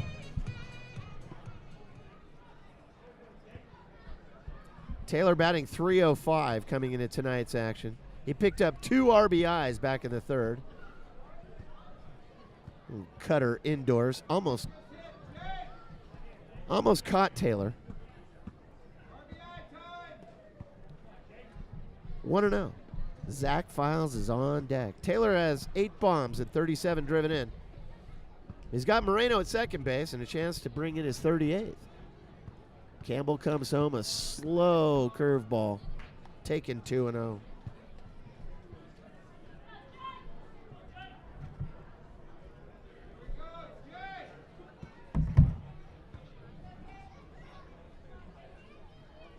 Taylor, the 5-hole hitter.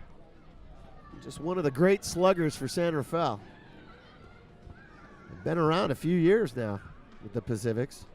Believe it or not, Max, he started at third base. Fly ball to right field. To his right is Richards, and he's got it. So Taylor with a broken bat. Fly ball, and they're on our Marin TV look. You saw one of the players handing Taylor his broken bat to him.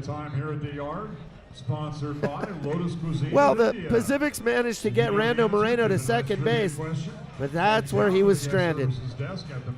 After 5 complete, Pacifics still lead 3-0. Coming up for the Clippers will be the top of the order in Devin Carter, Pedro Barrios, and Alan Mokabe. And now to the top of our order, our own leadoff batter. Here's Ethan Estrada, everybody. Well, even though it was a quick inning for the Pacifics, that might not be a bad thing. By the way, Jose Morel has been throwing the ball tonight. Another 1-2-3 inning wouldn't be a bad thing from the San Rafael Pacifics right-hander. You're watching Marin TV's live coverage of the 2018 Pacifics.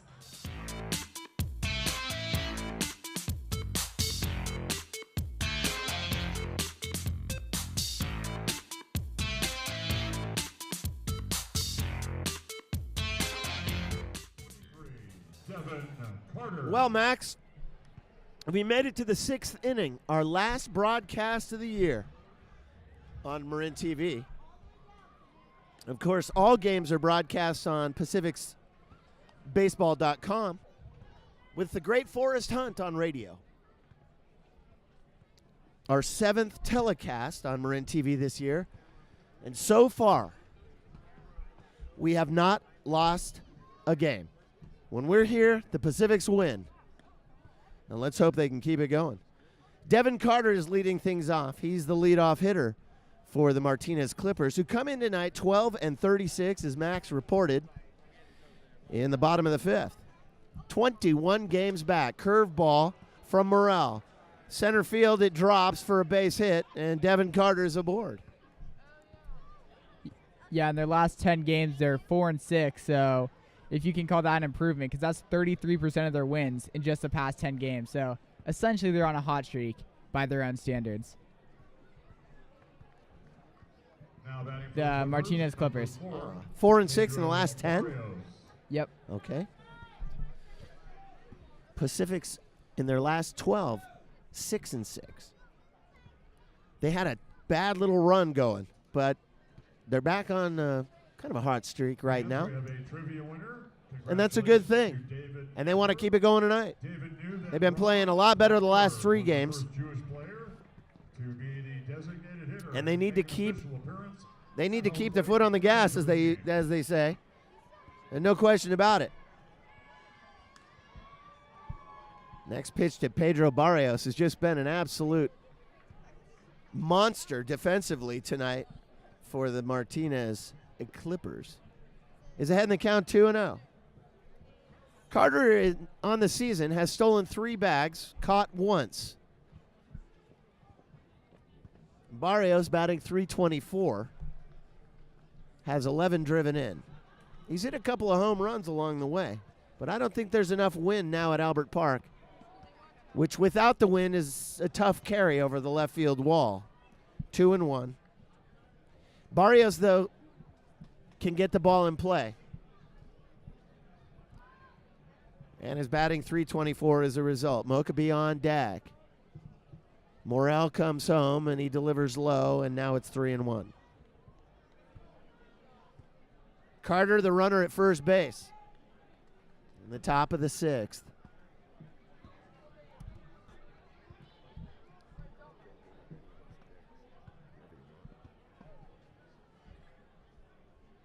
Runner goes. High fastball is taken, and he walked him.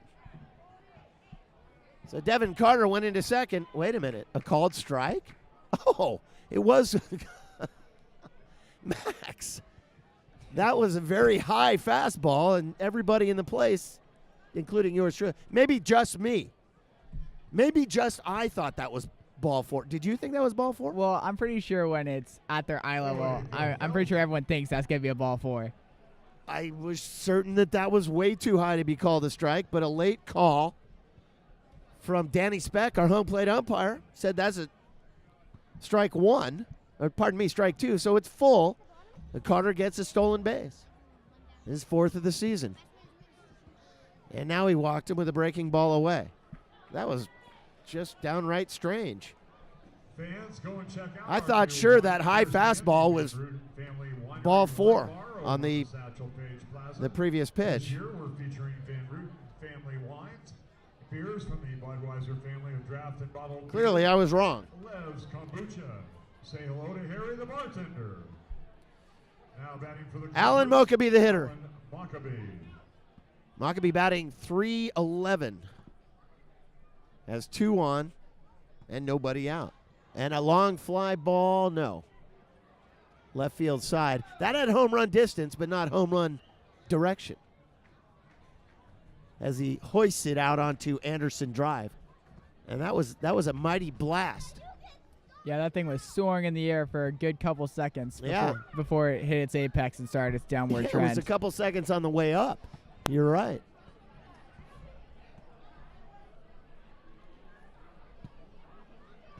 It almost broke free of Earth's grasp, the gravitational grasp.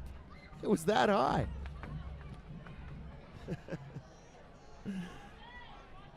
1-1 after the breaking ball misses to Mokabe. Garfield is on deck.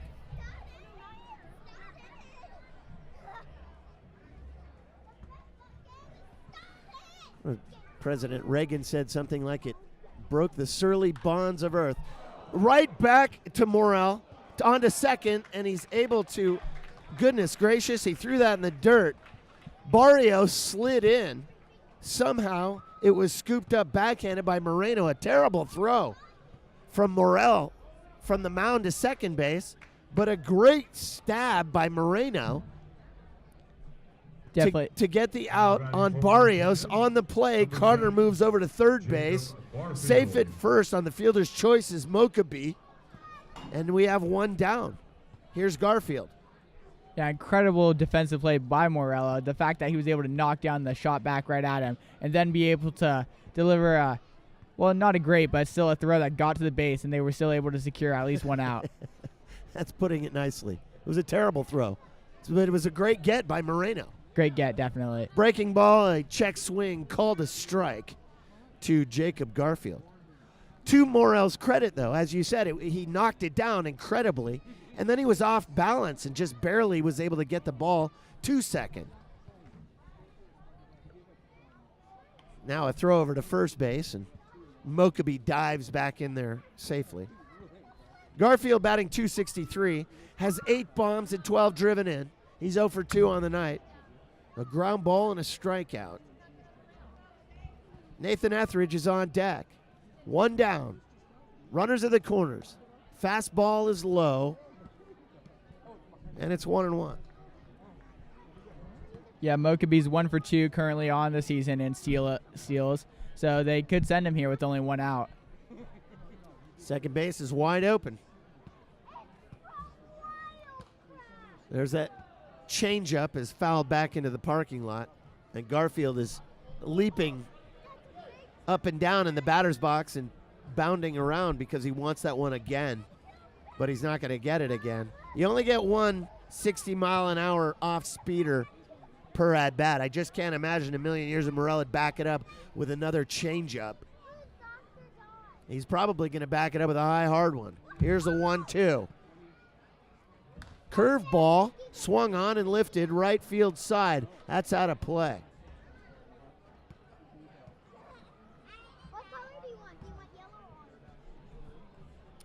Morel is moving up and down. He's just locating all over the place and with great command so far.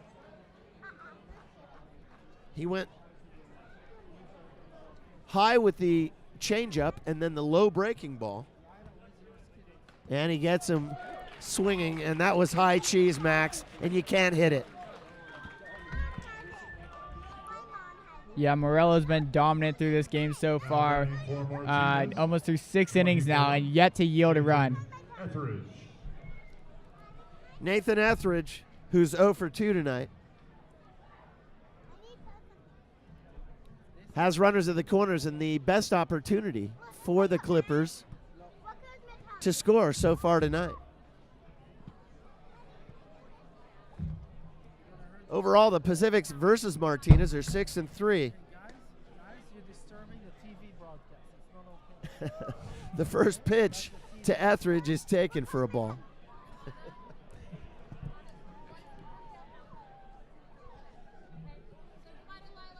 Two down. Etheridge batting .316. He has 36 RBIs, and he'd like one more.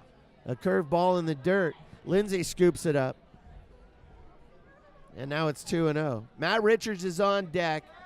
Etheridge has 7 home runs on the season. He's got a little pop. Big, tall, right-handed batter. Big, strong guy.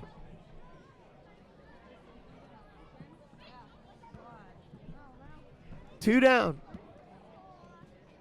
2-0 to Etheridge. Here it is. Fastball. Taken for a strike. Right across the belt. He's not going to see anything better than that, Max. That was just, here it is. Kill it if you want to. Yeah, that was definitely a tough pitch to lay off on. I'm not sure what he was thinking. That was as easy as they come, and just right down the middle. With the exception of his speed, it was as easy as they got. It was about 90 miles an hour. There's a slider and swung on and fouled back to the screen. And now it's 2-2.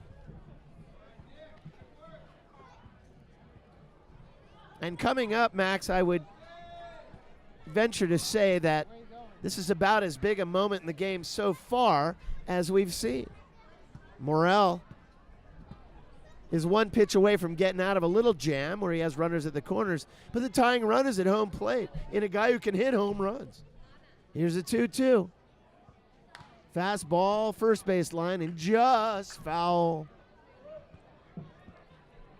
Jake Taylor at first base was only a couple of feet away from it as it went screaming down the line between Jake at first, right on the bag, because he's there holding Mokaby on, and the first base coach. It was hurtling toward right field, but in that little gap, which is out of play. So we'll do it again. And the 2-2 is fouled into Kirby Cove here behind the hitting area. And you mentioned it earlier, the amount of balls they go through on a per-game basis. They've probably gone through 10 in just this half inning. Yeah, I was guessing 50, but I really don't know. And, of course, they keep stats on that stuff because it all adds up. to dollars at $4.30 a ball. Snap throw over to first base, and Maccabee's back in safely. Devin Carter, the runner over at third base when all this got started about 20 minutes ago. 2 down, 2 on. The 2-2, the runner goes. Curveball, swung on and missed. Etheridge is gone. And the Pacifics are able to avoid the threat. As we go to the top of the 6th inning. Check it, bottom of the 6th. The score remains 3-0 San Rafael. And coming up for the Pacifics will be Zach Files. Coming up for the Pacifics is Mark Lindsay. Coming up for the Pacifics is Corey Dempster. And coming up for us at Marin TV, here's Jake Moles. Morrell keeps the defense going, gets out of a tight jam there, keeps the shutout going in terms of score, ends the inning with a beautiful strikeout against the Clippers. Pacific's going to the bottom of the 6th, looking to tack on a few more runs and increase this lead, hopefully hit that gold number of 5 here at Marin TV at Albert Park. Bottom 6, Zach Files, the hitter. San Rafael, so far, Max, looking pretty good, 3-0.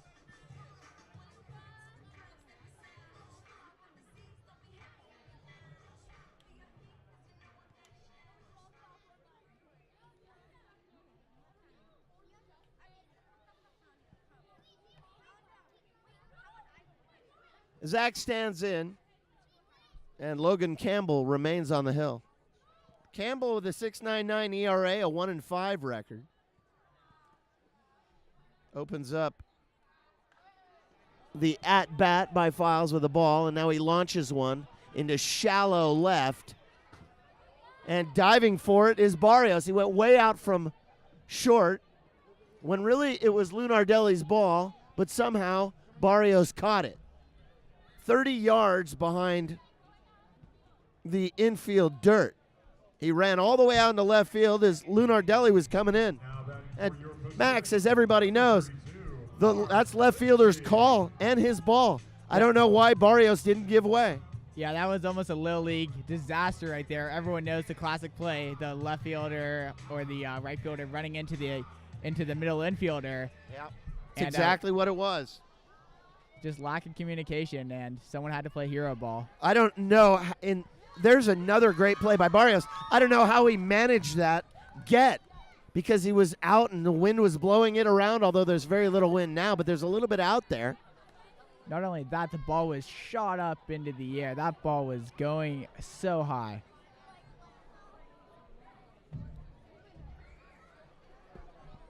Mark Lindsay stands in with 1 down.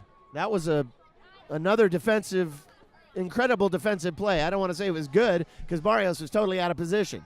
It should have been an easy play for Lunardelli. Instead, it was an acrobatic circus move by Barrios.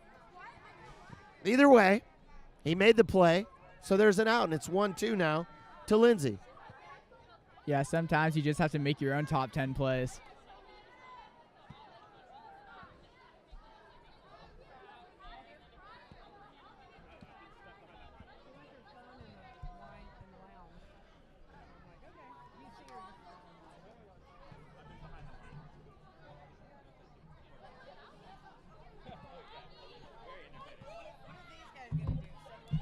Lindsay has run it full. Man, there's just so many people out here, Max. It is crazy. On Jewish Heritage Night, it's just so great. All the JCC people are here. It's 3-2. Lindsay. Corey Dempster's on deck. Oh, and he walked him with a fastball that slipped out of Campbell's hands. Campbell let it fly, Max, and it almost flew over the head of Grasso. Yeah, an amazing catch by the Grasso to just reach up and snag that one before it hit the backstop. Yeah, it's the second time tonight that Grasso has had to leap in the air in order to catch the ball. 2 pitches out of Campbell so far tonight that were so high, Grasso not only came out of the crouch, it was much more.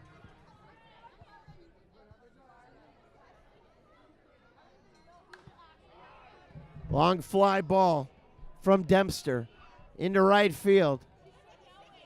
Richards has got it, 2 down. Pacific staff members are coming to the grandstand now We're in the bottom of the sixth, everybody, where the Pacifics lead 3-0. Pacific's in first place. Now batting for your Pacifics. And Martinez in last place. Yeah, you can definitely see the divide between the two teams based off their stats. Pacific's batting 306 on a team average, in contrast to the Martinez Clippers 265 team average. And then the ERAs are rapidly different as well. Pacific's with a 4.26 and the Martinez Clippers with a 6.51. Just two entirely different stat lines.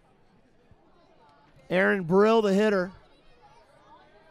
The sure-handed second baseman who's just come off the DL. Brill with a single and a run scored back in the third. And a foul ball, and now it's 1-1. Don Andre Clark is on deck, and Grasso wants a word with Campbell.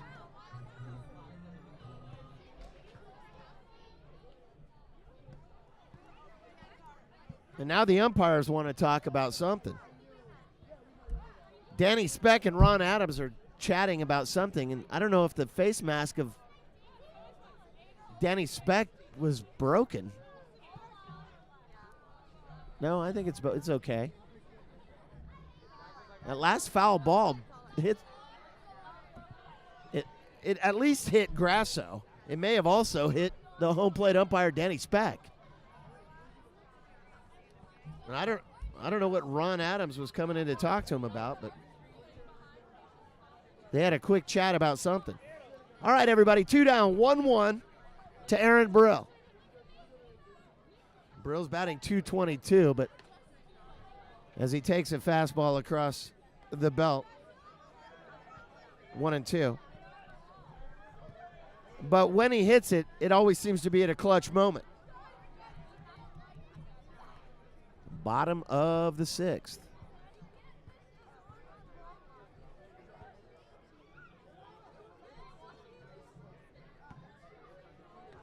And he gets him with a little slider, and Brill is gone. Well, the Pacifics can't get too much more than just the walk out of Lindsay.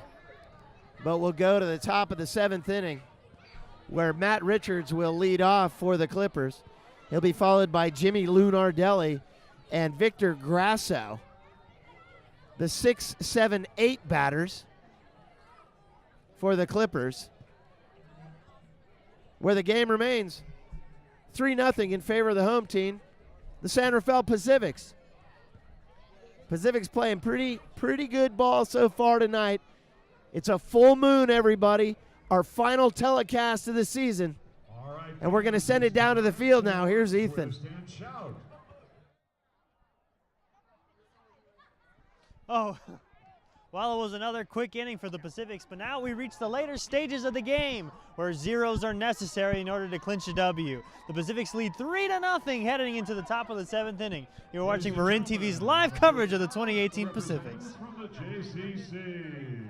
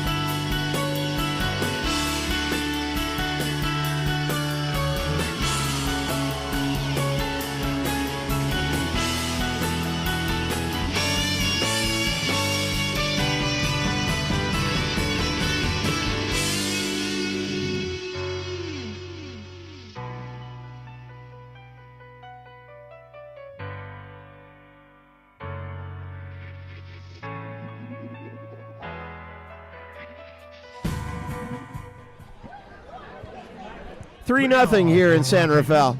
Number 6. San Rafael Pacifics, our final broadcast, our final telecast of the season. On a night where the moon looms very large over the left field wall. Looming large on the mound is Jose Morel. Morel been throwing very hard so far, working on a shutout. Matt Richards will be the first to face him in the top of the 7th. Richards in the 6th hole will be the first of Richards, Lunardelli, and Grasso. Matt Richards, the right fielder, is 1 for 2 on the night. And he pounds one out of play right field side.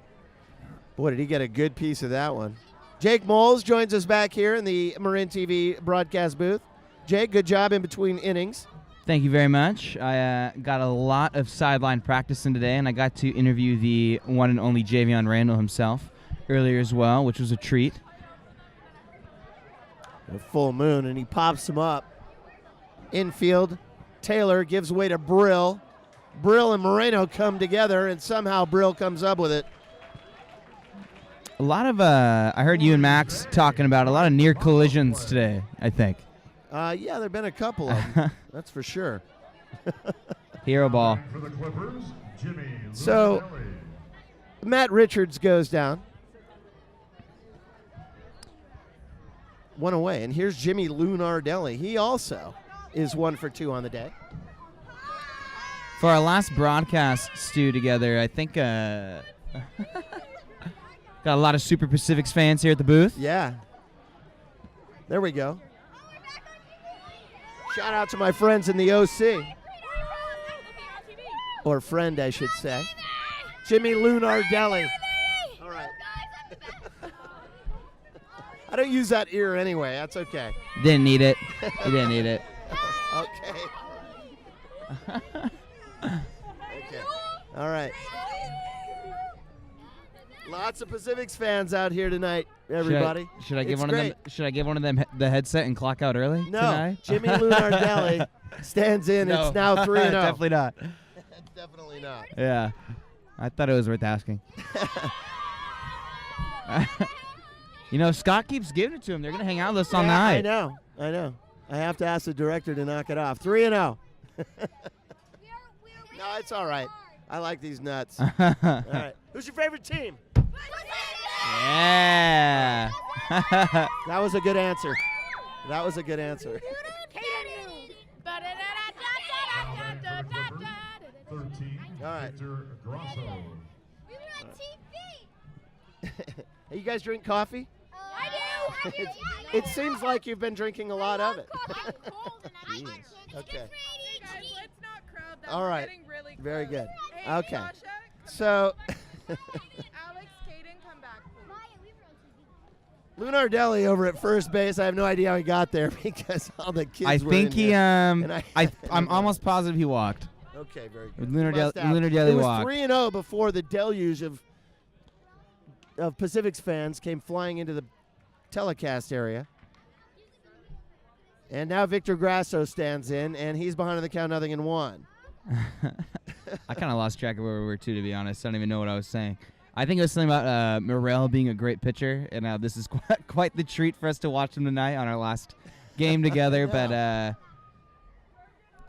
so Grasso's back in there, and now it's 0-2. We got to get it back together here, Jake. Like, calm down, take a deep breath. I'm trying to do some deep breathing. Yeah.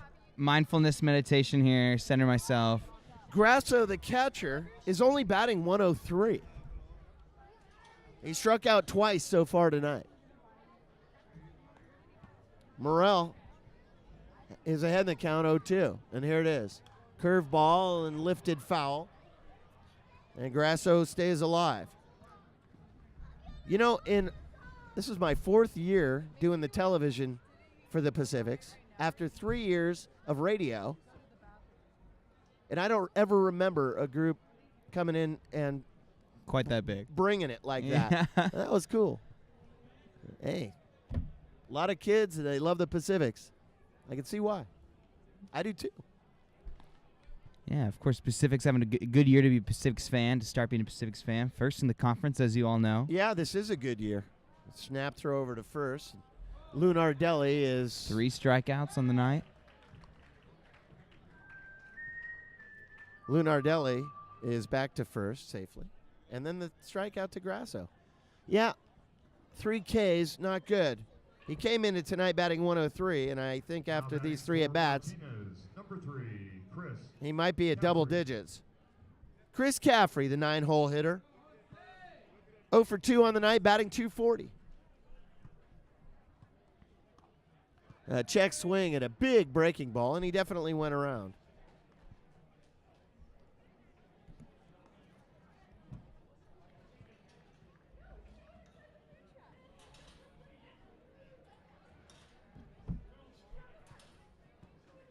Four bombs, 11 driven in for Caffrey. And there's a strike across the belt. And quickly, Jose Morel is ahead in the count 0-2. Now, while the Pacifics have been cruising along, having scored 3 runs in the third, nothing else has happened, runs-wise, this whole game. But the Pacifics, the tying run is in the on-deck circle. Yes, there are 2 away. But this is where teams either get comfortable or they stay sharp. And the Pacifics need to stay sharp right now. Because if you go all these innings where nobody scores, you know, things tend to get a little weird. Like that pop-up that started the inning that somehow Brill came up with, but he almost clanked heads with Moreno. You got to keep the communication sharp. Fly ball right field, not a play. Exactly. The last thing anybody wants to do, especially the Pacifics, is get complacent and get comfortable with that 3-0 lead.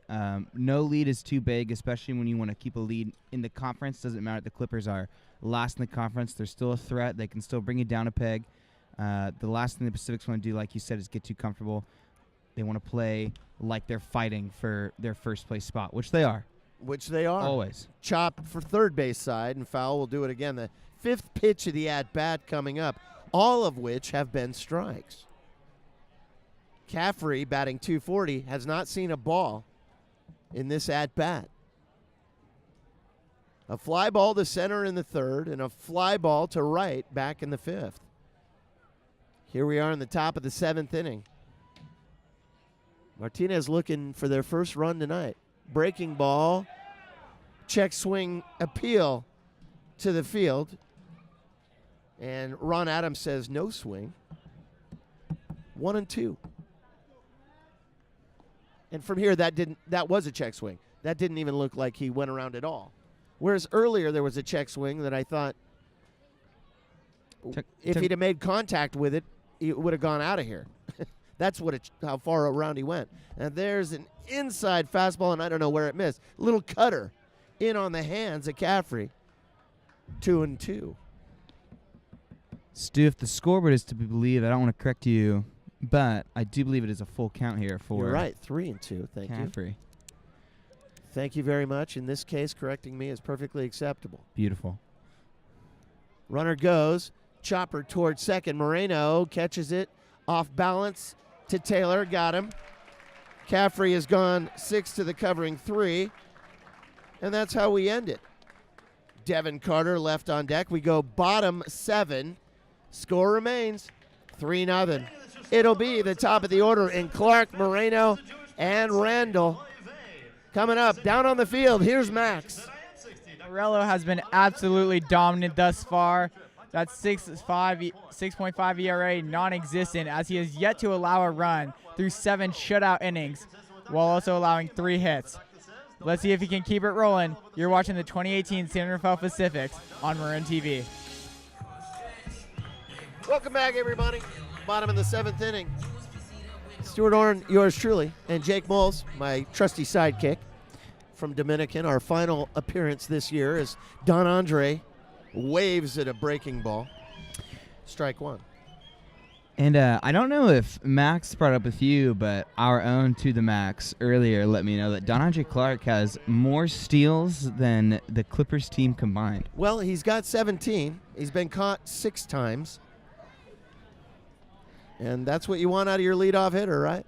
Aggressive base running, indoors, taking 1-1. So you're a student over Dominican, a senior, going to be a senior this year, and getting a little professional baseball experience live on television and so forth as Campbell kicks and deals 1-1. A breaking ball is high. What have you learned, Jake Maltz? I've learned a lot. I mean, in both the context of professional baseball broadcasting, when it comes to when to speak, what am I saying that's going to steal someone's thunder or not, how to... Campbell heaves one in there, off speed, taken 2-2. Just how to sound like you know what you're talking about and add something that is meaningful for the listener, because you don't want to say something that they could have just Googled and looked up themselves, right? For the most part. And then when it comes to just professionalism, Moreno's on deck, and Clark gets hit. Clark got one up in the shoulder and will take first base. You learn a lot about not wasting words, how to make the most of everything you're saying, how to be professional, and just how to talk, honestly. And there's nothing more important than people skills and being able to speak with another individual. And a lot of that professionalism comes from being in the booth, and a lot of that comes from you, Stu, my professor. So thank you. Well, all right. Thank you very much for saying that. And I'll get to spend the fall with you in radio. Yeah, that's going to be cool. Rando Moreno stands in, squares to bunt, pulls up at a high curveball. That was well said. You're Thank you. a well-spoken guy. Thank you, Stu. Don Andre Clark, the first hit batter of the game, stands at first. Nobody out. Bottom 7. 3-zip. Clark goes. Throw down to second. Is there. Hey, he slid underneath the tag. It was a good throw out of Grasso, the catcher. But Clark with a perfect head first slide. Jake, I always think about going in head first. I don't know if I would do that. I certainly never did it as a little leaguer. I also certainly never did it. I was clumsy enough to begin with, and I just knew if I were to take a head first dive, I'd be my forehead would be meeting that bag for sure, and that wouldn't feel good. So I'd always just take the pop up slides for sure. Clark with his 18th stolen base. Stolen base number 17 for Don Andre Clark. Our announcer said 17, which is simply incorrect. It was number 18. Moreno's in there 1-1.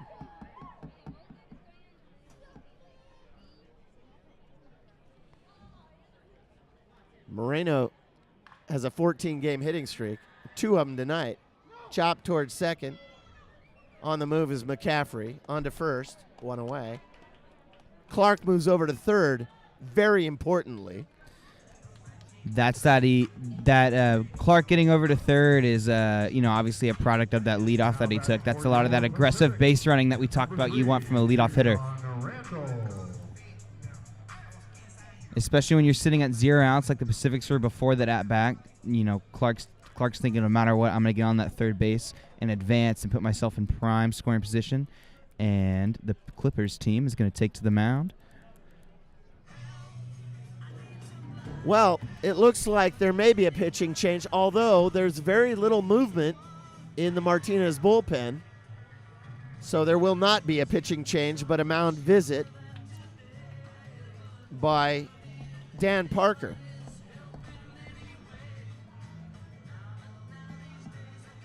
Campbell stays in.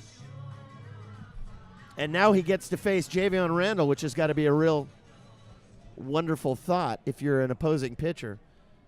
Randall batting .418 coming into tonight's action. He walked with a run scored, a stolen base back in the third, and then a couple of Ks. So statistically, he's due to do something wonderful right here. 1 down and Clark at third, and Randall with an opportunity to put the Pacifics up. And the difference between 3 runs and 4 runs is gigantic at this point in the game. Campbell comes home. Curve ball is poured in. Strike 1. Brent Gillespie's on deck, but for now, it's a 3-hole batter. Javion Randall, 11 bombs and 58 driven in. The speedy Clark way off of third base. Infield's way in, and he swings at a nasty breaking ball in the dirt, 0-2. Like I mentioned earlier, I had the privilege of speaking with Randall at the sideline earlier, and I asked him about him being at almost pretty much above a 4.4 batting average almost the entirety of the season. I asked him what his mindset is on that, and he said that's not even something that he thinks about. He tells his mom, his friends, his teammates, whoever. Here's the 0-2, and he got him with a big bender. Boy, that was nasty. Just a funky breaking ball. And Javion Randall strikes out for the third time tonight. Talk about a rarity, especially from a guy who's batting over 400, as you mentioned. And now he's talking, for some reason, he's really mouthing off to the home plate umpire, Danny Speck. And I'm not sure why. When he swung at strike 3, he said something to Speck, and I thought he said, would that have been a strike anyway, because oftentimes hitters say that to the umpire. Did I just swing at a ball, or was that a strike? And I don't know what happened after that, but then as Randall was leaving the area, the hitting area, he kept kind of talking to Danny Speck. Yeah, you could see Randall just kept adding one last word. Well, they're so emotional. Steps, yeah. The hitters are so emotional following a strikeout. Immediately following a strikeout is when hitters get thrown out of games because they say something to the ump, and the ump always says something back, and then it's on the hitter if he wants to keep it going. But in the case of Javion Randall, the last thing you want to do is get thrown out of the ball game. God forbid you get thrown out of the ball game. You're the best hitter in the league. As you mentioned, he's batting over 400. He's the only guy in the whole league batting over 400. Being the best hitter in the league, batting over 400, even though you're up 3-0, like you mentioned earlier, one extra run on there could make all the difference in this war of attrition that it almost becomes in the last few innings. Players are getting tired. Players want to go home.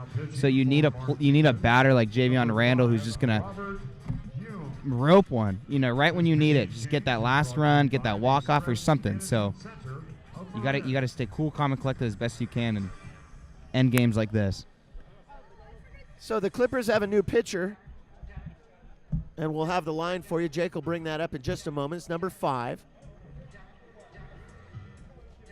It's like a sort of a diminutive right-hander, hard-throwing right-hander. I'm going to guess he's throwing at about 85. He's been warming up for a while now. But no other action is happening in the Pittsburgh bullpen. Now batting for your Pacific's bullpen has all kinds of action. And here's Brent Gillespie. So Logan Campbell leaves after 7 innings. After 6.5, or 6 2/3, I should say. Replaced by whoever Jake's going to look up here. He's moving quickly, folks. If things are going, you got the number? You don't have him. Maybe you could check with Media Row real fast because he's about to throw his first pitch, and we should probably know who he is. A check swing to Brent Gillespie, also one of the best hitters in the league. Gillespie with an RBI, a stolen base on a bunt single back in the 3rd to get all that good stuff going.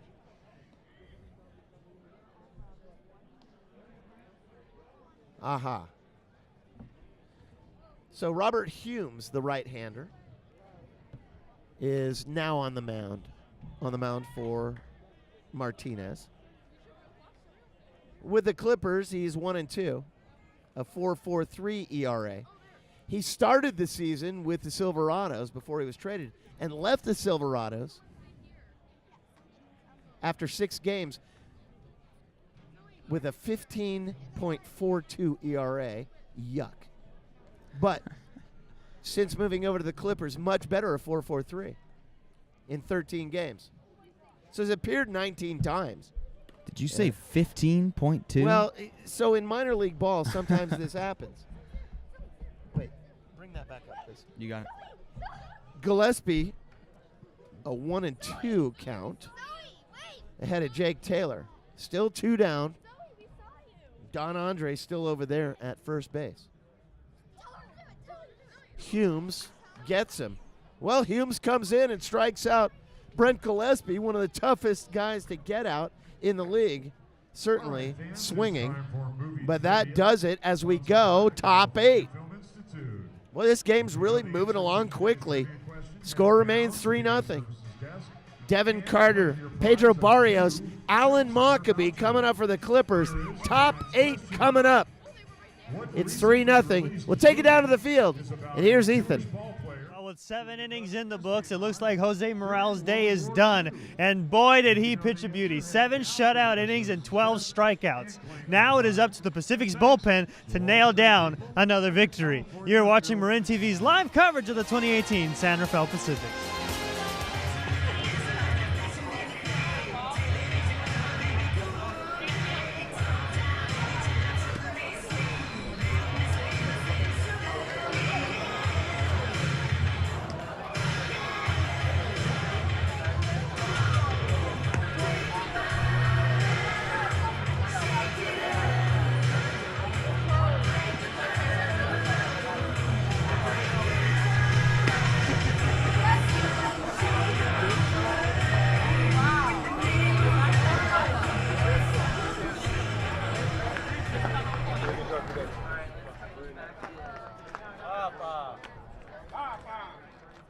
Leading off for the Clippers, 23, Devin Carter.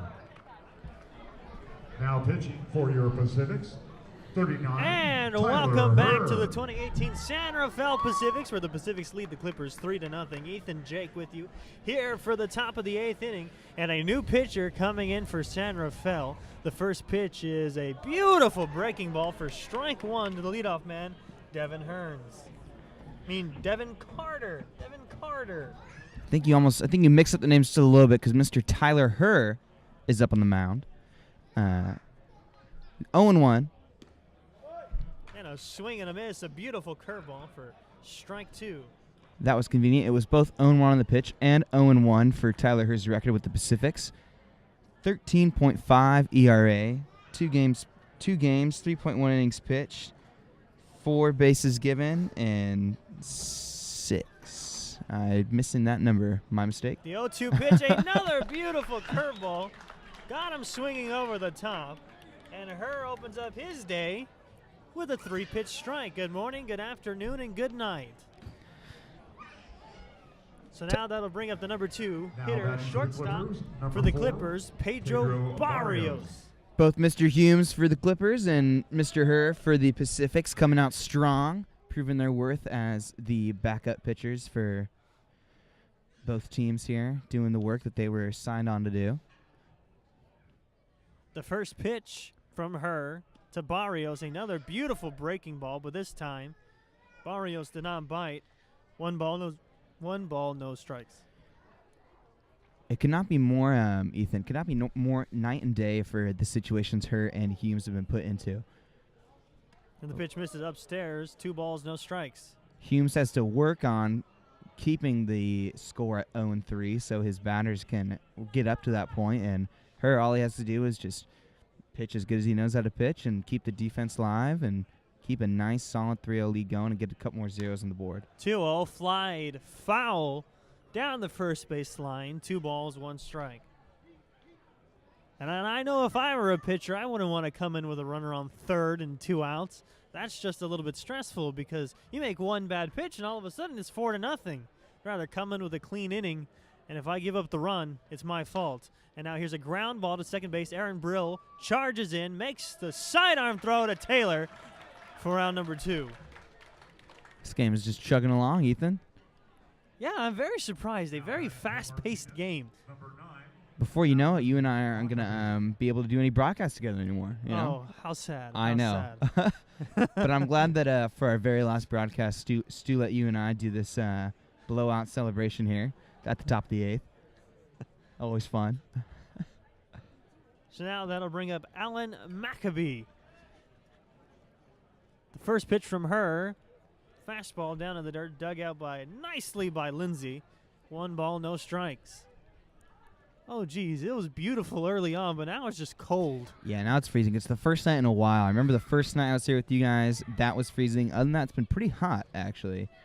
And there's a high chopper down the third base line. It'll take a nasty hop foul right in front of Files.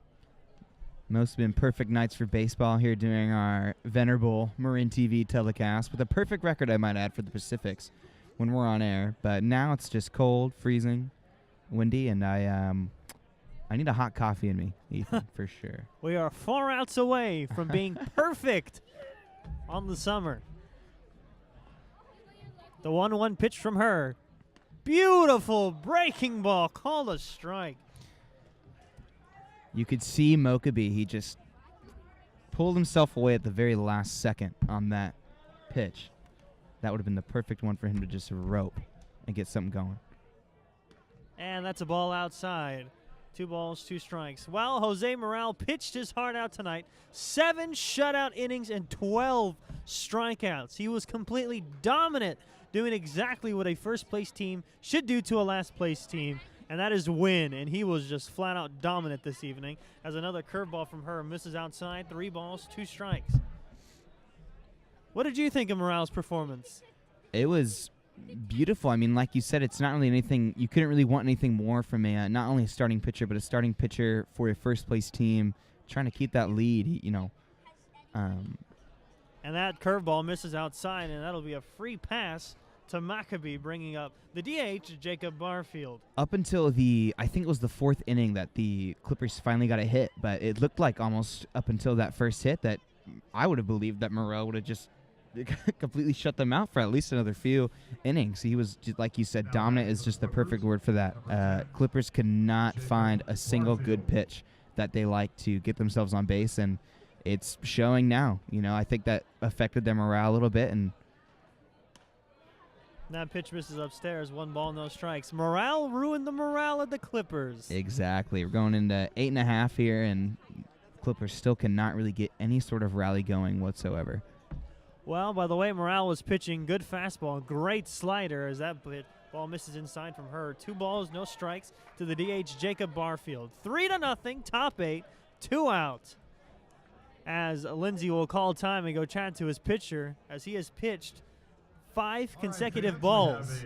Not a good thing. But we all have to tip our cap to Morale and the gallant effort he gave today.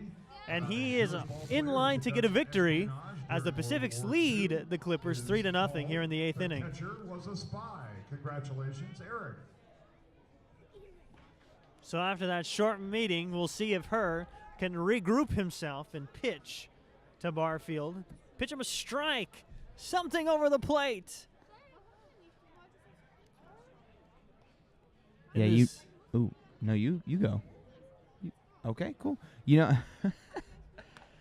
There's a swing and a miss. Whatever they talked about worked. Yeah, I was just going to say, I would think Herr is thinking, he doesn't want to come in with only 2.5, 3 innings to go for the Pacifics here. He doesn't want to come into this and have one, string of 2, maybe 3 batters really just be the end of him here on just a few walks. He doesn't want to be the one to give up runs and let them get anything going, because it's after this 1 out, if he can get it, then it's only 3 outs for these guys, 3 outs for her, and then it's off to the races with another win for the Pacifics. So just got to keep his cool.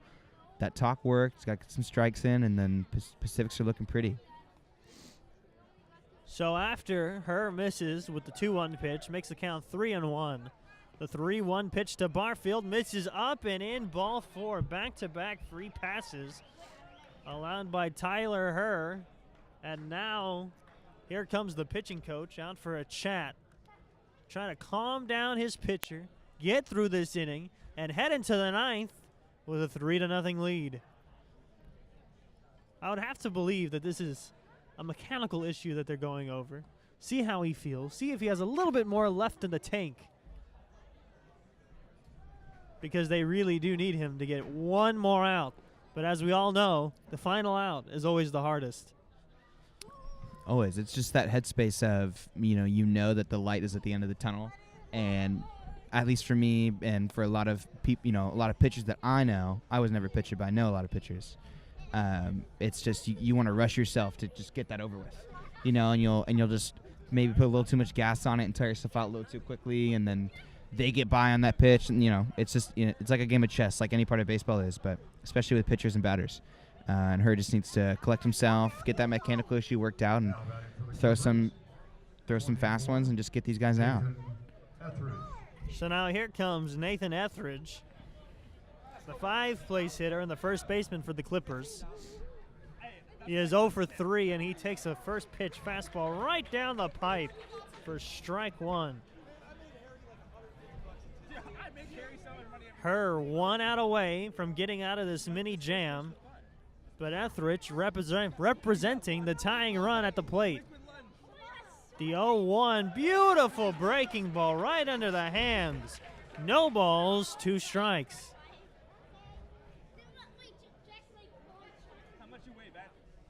One strike away from snuffing out this Clippers rally before it begins. The 0-2, curveball misses outside. 1 ball, 2 strikes.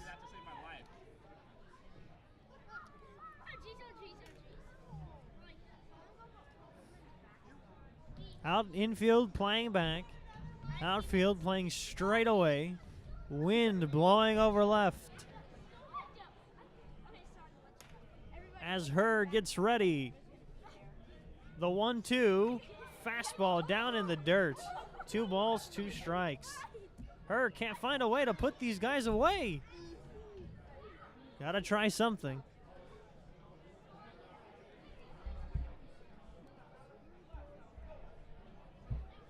First and second, 2 outs and a 2-2 pitch. 3-0 Pacifics here in the top of the 8th. The pitch is swung on and lofted softly into right. Dempster is there. He'll put it away, and that'll end the inning. The Pacifics get the job done, and Herr works around a couple of back-to-back walks.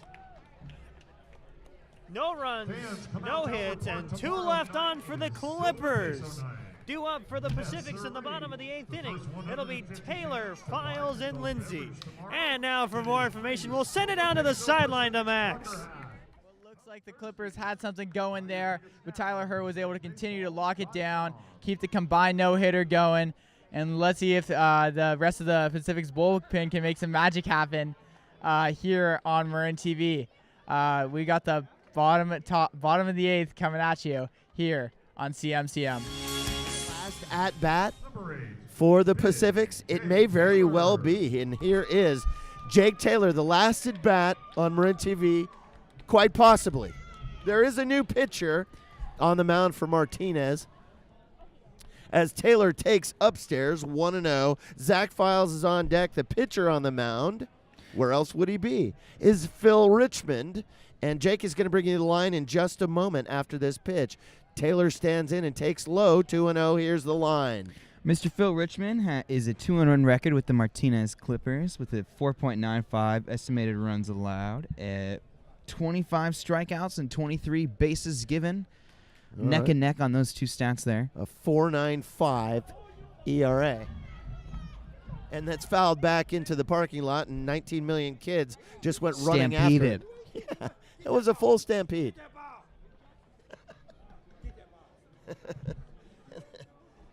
Oh, man. There's still a lot of fans here tonight. Jewish Heritage Night. I love it. It's been clearly the most festive night of the season. Taylor swings at a high, hard one, 2-1. Ooh. Taylor on the night with 2 RBIs back in the 3rd. Otherwise, a ground out and a fly ball in the 5th. His 4th at bat. Files on deck. Taylor in the 5-hole. We're in the bottom of the 8th where the Pacifics lead 3-0. 6 hits for San Rafael. Phil Richmond, a 2-1 record for Martinez, which isn't too bad considering Martinez has only won 12 games. And 2 of them are Richmond's in the dirt. Yeah, not at all. And he's definitely coming into an, I don't know if the word's interesting, but situation here. Humes lasted all of a grand total of 1 inning. Just about an inning ago with the Clippers, and he obviously didn't. He didn't last too long. You know, he just came in to clean up an inning for the Clippers. The next pitch from Richmond to Jake is swung on, and now it's full. Richmond's here with a 0-3 game. He struck him out. Pardon me. He's the gatekeeper, making sure that it doesn't get over 3. The weather and the time are getting to both Stu and I. I'm losing words. All right. Well, it is getting chilly fast. We're losing pitches. All right. Maybe Red Bull time. There's never a bad time. And we're not sponsored by Red Bull. No, we just really like Just it. happens to be part of the deal. When you do this, folks, it's good to be sharp. Zach Files. And some people might say, well, what? You're saying Red Bull makes you sharp? I don't know. Gives you wings. If you think it does, maybe it will. Files stands in.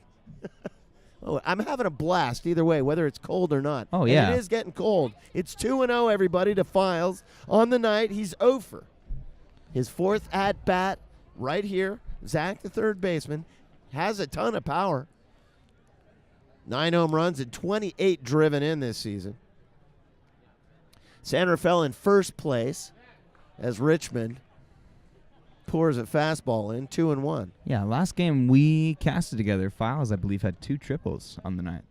That's absolutely right. So he's coming off of a pretty hot game here. I don't know how many times in 7 years the Pacifics have mustered 2 triples by the same guy in the same game. Considering the team coming into last game only had 3 triples on the season, and then Files had 2 of them in one game. It's really quite astounding. Stu?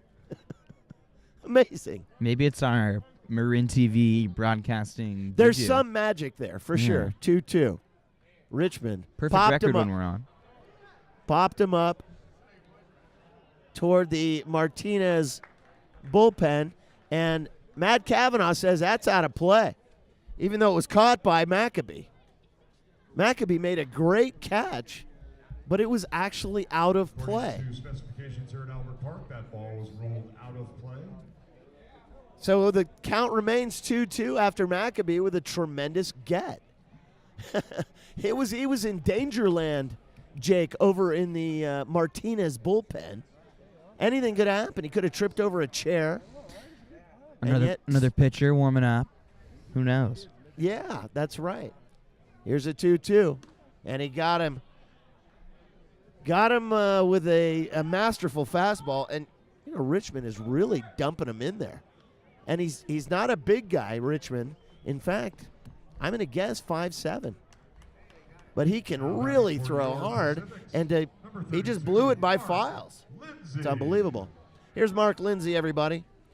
2 down, bottom 8. And both of those outs have been strikeouts, and not to easy guys, Taylor and Files. I would not want to face either one of those guys as an opposing pitcher. Mark Lindsay stands in and takes low, a 3-5-1 hitter. Especially not as the first 2 batters that you're going to start your game off with. Yeah, that's a good point. Richmond comes home, popped him up first base line, and out of play. 1-1.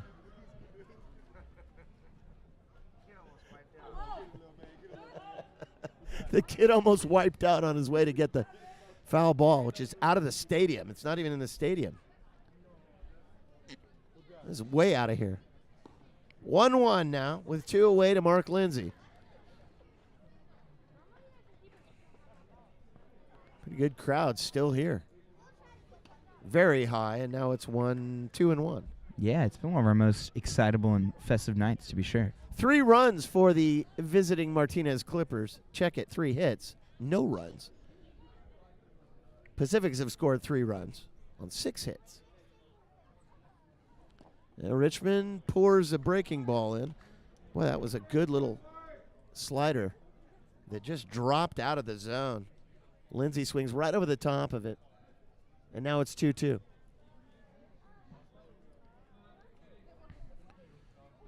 Here comes Richmond. Big curveball. No. And it's full. Lindsay has 10 RBIs. He's got Dempster on deck. But with no home runs and nobody on base, it's highly unlikely he's going to get an RBI here. Very high, and he walked him.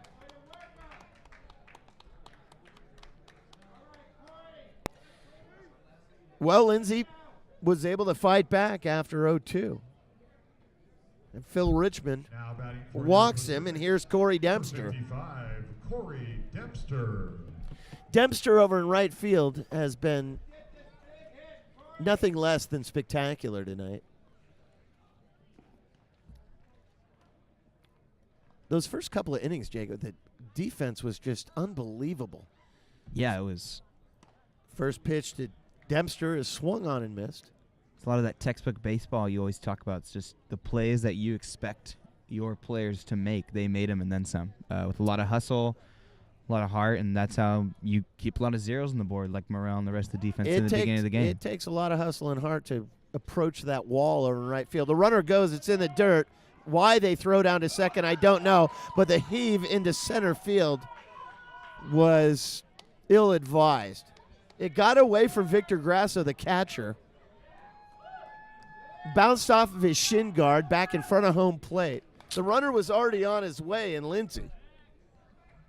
And for some reason, Grasso decided to throw down anyway, and it went into center field as he heaved it right over the head of Caffrey, the second baseman. Yeah, with that throw, even if Caffrey had caught that, by the time he would have even made landfall on the bag, Lindsay would have been on it anyway, safe. So it was just no question about it. Wasted throw. Dempster waves at a fastball, 1-2. Lindsay, the runner, at second after the stolen base. Brill is on deck. Dempster, the hitter, is over 3 tonight.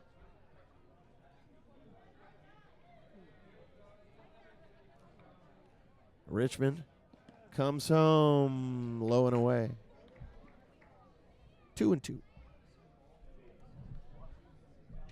As it is so often the case, it has become extremely cold, extremely fast here at Albert Park. 74 degrees first pitch. Strike 3 called. Dempster goes away looking. He didn't like the call, but I can't remember the last time I saw a hitter with strike 3 called who liked the call. Well, Martinez has 3 outs with which to work. They have 3 runs that they must make up in order to stay in this game, or the Pacifics will have won another one, and Marin TV will have won another one too. So we'll send it down to the field with Ethan and a visitor. Well, we have 1 inning left, 3 outs left, and we are 3 outs away from going 7-0 on Marin TV broadcasts. You are watching the 2018 San Rafael Pacifics here on Marin TV.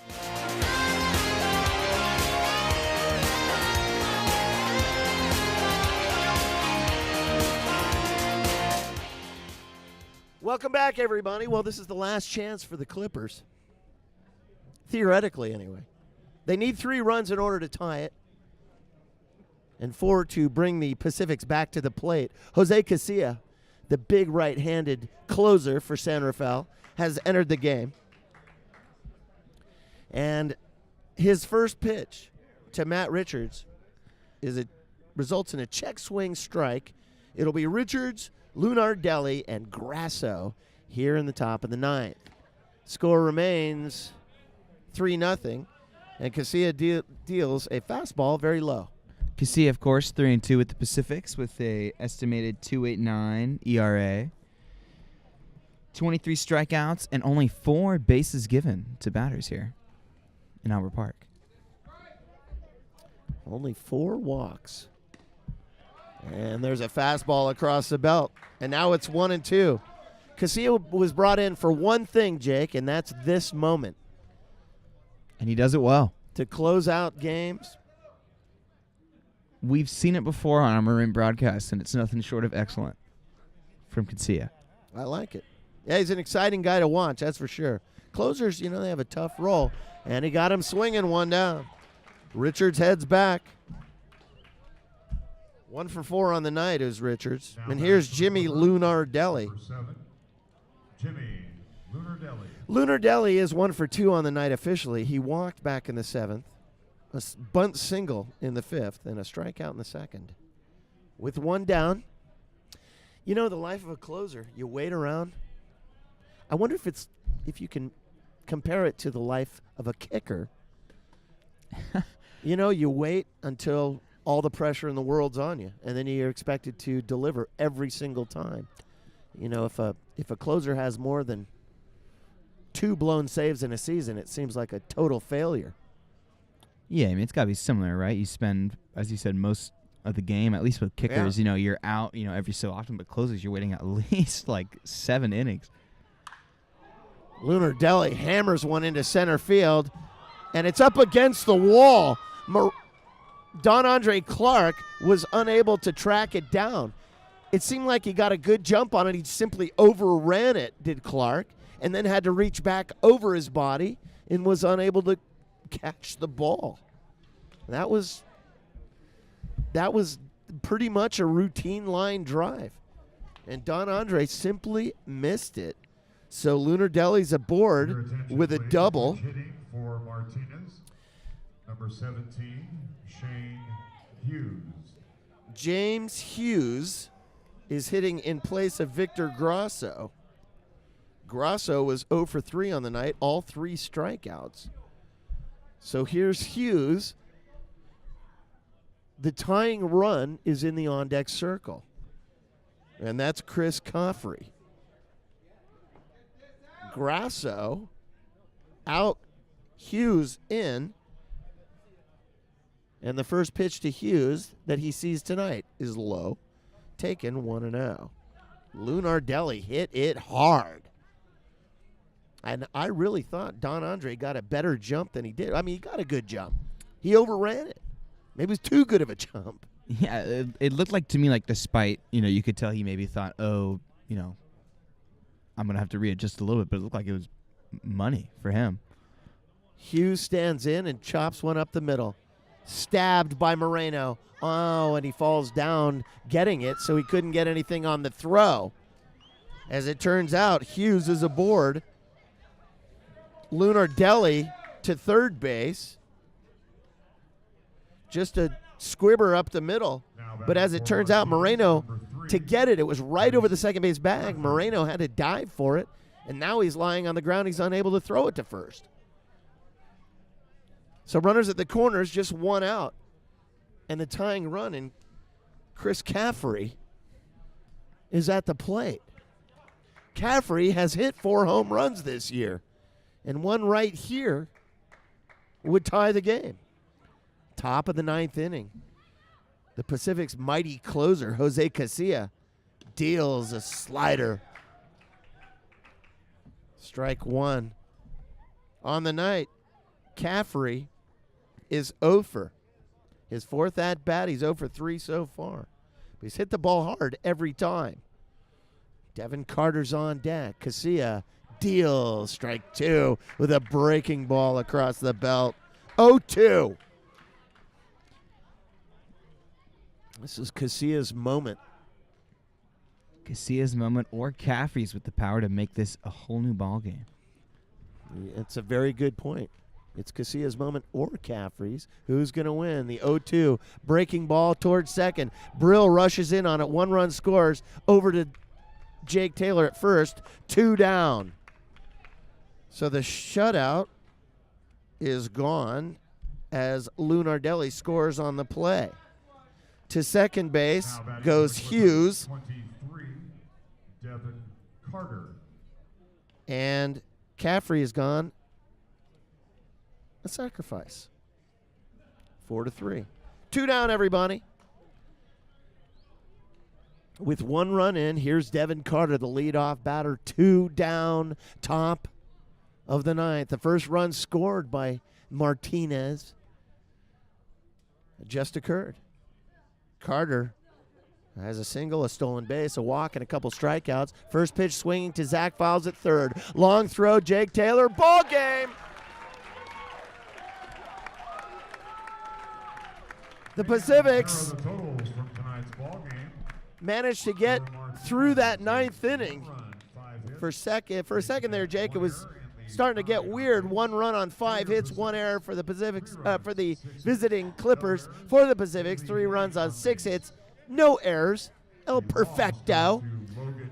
Logan Campbell with the loss. And Jose Morel, of course, the great starter for San Rafael. He gets the win. And Jose Casilla with the save. just a great outing for Jose Morel. And while it would have been nice for the Pacifics to muster the shutout tonight, they did cough up one in the ninth in Casilla, but ultimately got it done, and that's what matters. The Pacifics improve their record to 34-15, while Martinez moves to 12-37 on the season. The Pacifics maintain their first place position. Jake, your assessment of tonight's game? Yeah, I think as far as, for us, last games, obviously them, they got the whole rest of the season. But for last games, it's almost perfect baseball in my mind. Of course, if you want to get down to brass tacks, everything was done perfectly. But a lot of zeros on the board for the defense. One great inning where everything got alive and they got their lead going. And then for the most part, everyone did their role. Everyone played well. Morel was an amazing pitcher tonight. And the batters as well just did their job, got a couple knocks in, kept the game exciting despite there being zeros at the board past inning, 3. I would say we had a perfect night for baseball here at Albert Park. It really was. A full moon, and our final telecast here on Marin TV. Perfect record for Marin TV, I might add. 7-0, a perfect record for our appearances on Marin TV at Pacifics games. The Pacifics, the winners tonight by a score of 3-1. Well, it's been an incredible ride. Yeah. 7 games, all on television here on Channel 30 and worldwide, of course, on cmcm.tv. And it has been nothing short of spectacular baseball and really fun here in the booth. I hope it's been good for you. It's been outstanding. I appreciate the privilege. Thank you so much. Yeah, it's really been good, and I've enjoyed it a lot. I want to extend my gratitude to Max Leone, who out of Redwood High School clearly has a tremendous future in broadcasting, a fine young man, and he's from where he was at Game 1 to Game 7, it's like night and day, and really good sideline work. Out of all three of you guys, of course, Jake Moles and Ethan Estrada, my trusty sidekicks from Dominican University, from which I hail as well. Scott Calhoun and Omid Shamsapur from CMCM. Those guys really make it all happen. We get to be the face of the thing and take all the credit, but those are the guys who are doing all the work. And the students that are running the cameras and producing everything, Fez, Ryan, Will, and Jacob have, you've seen the camera work. It's just great. And it's a pleasure to work with all of those folks. And, of course, Heather in the Pacifics, well, it couldn't be better. This is our last broadcast of the season, everybody. I want to thank you very much for tuning in to this game and the others. And so for everybody associated with the telecast, Stuart Horn signing off for the final time this season from Albert Park. So long, and thank you for spending your evening with us right here on Marin TV. We'll see you next season.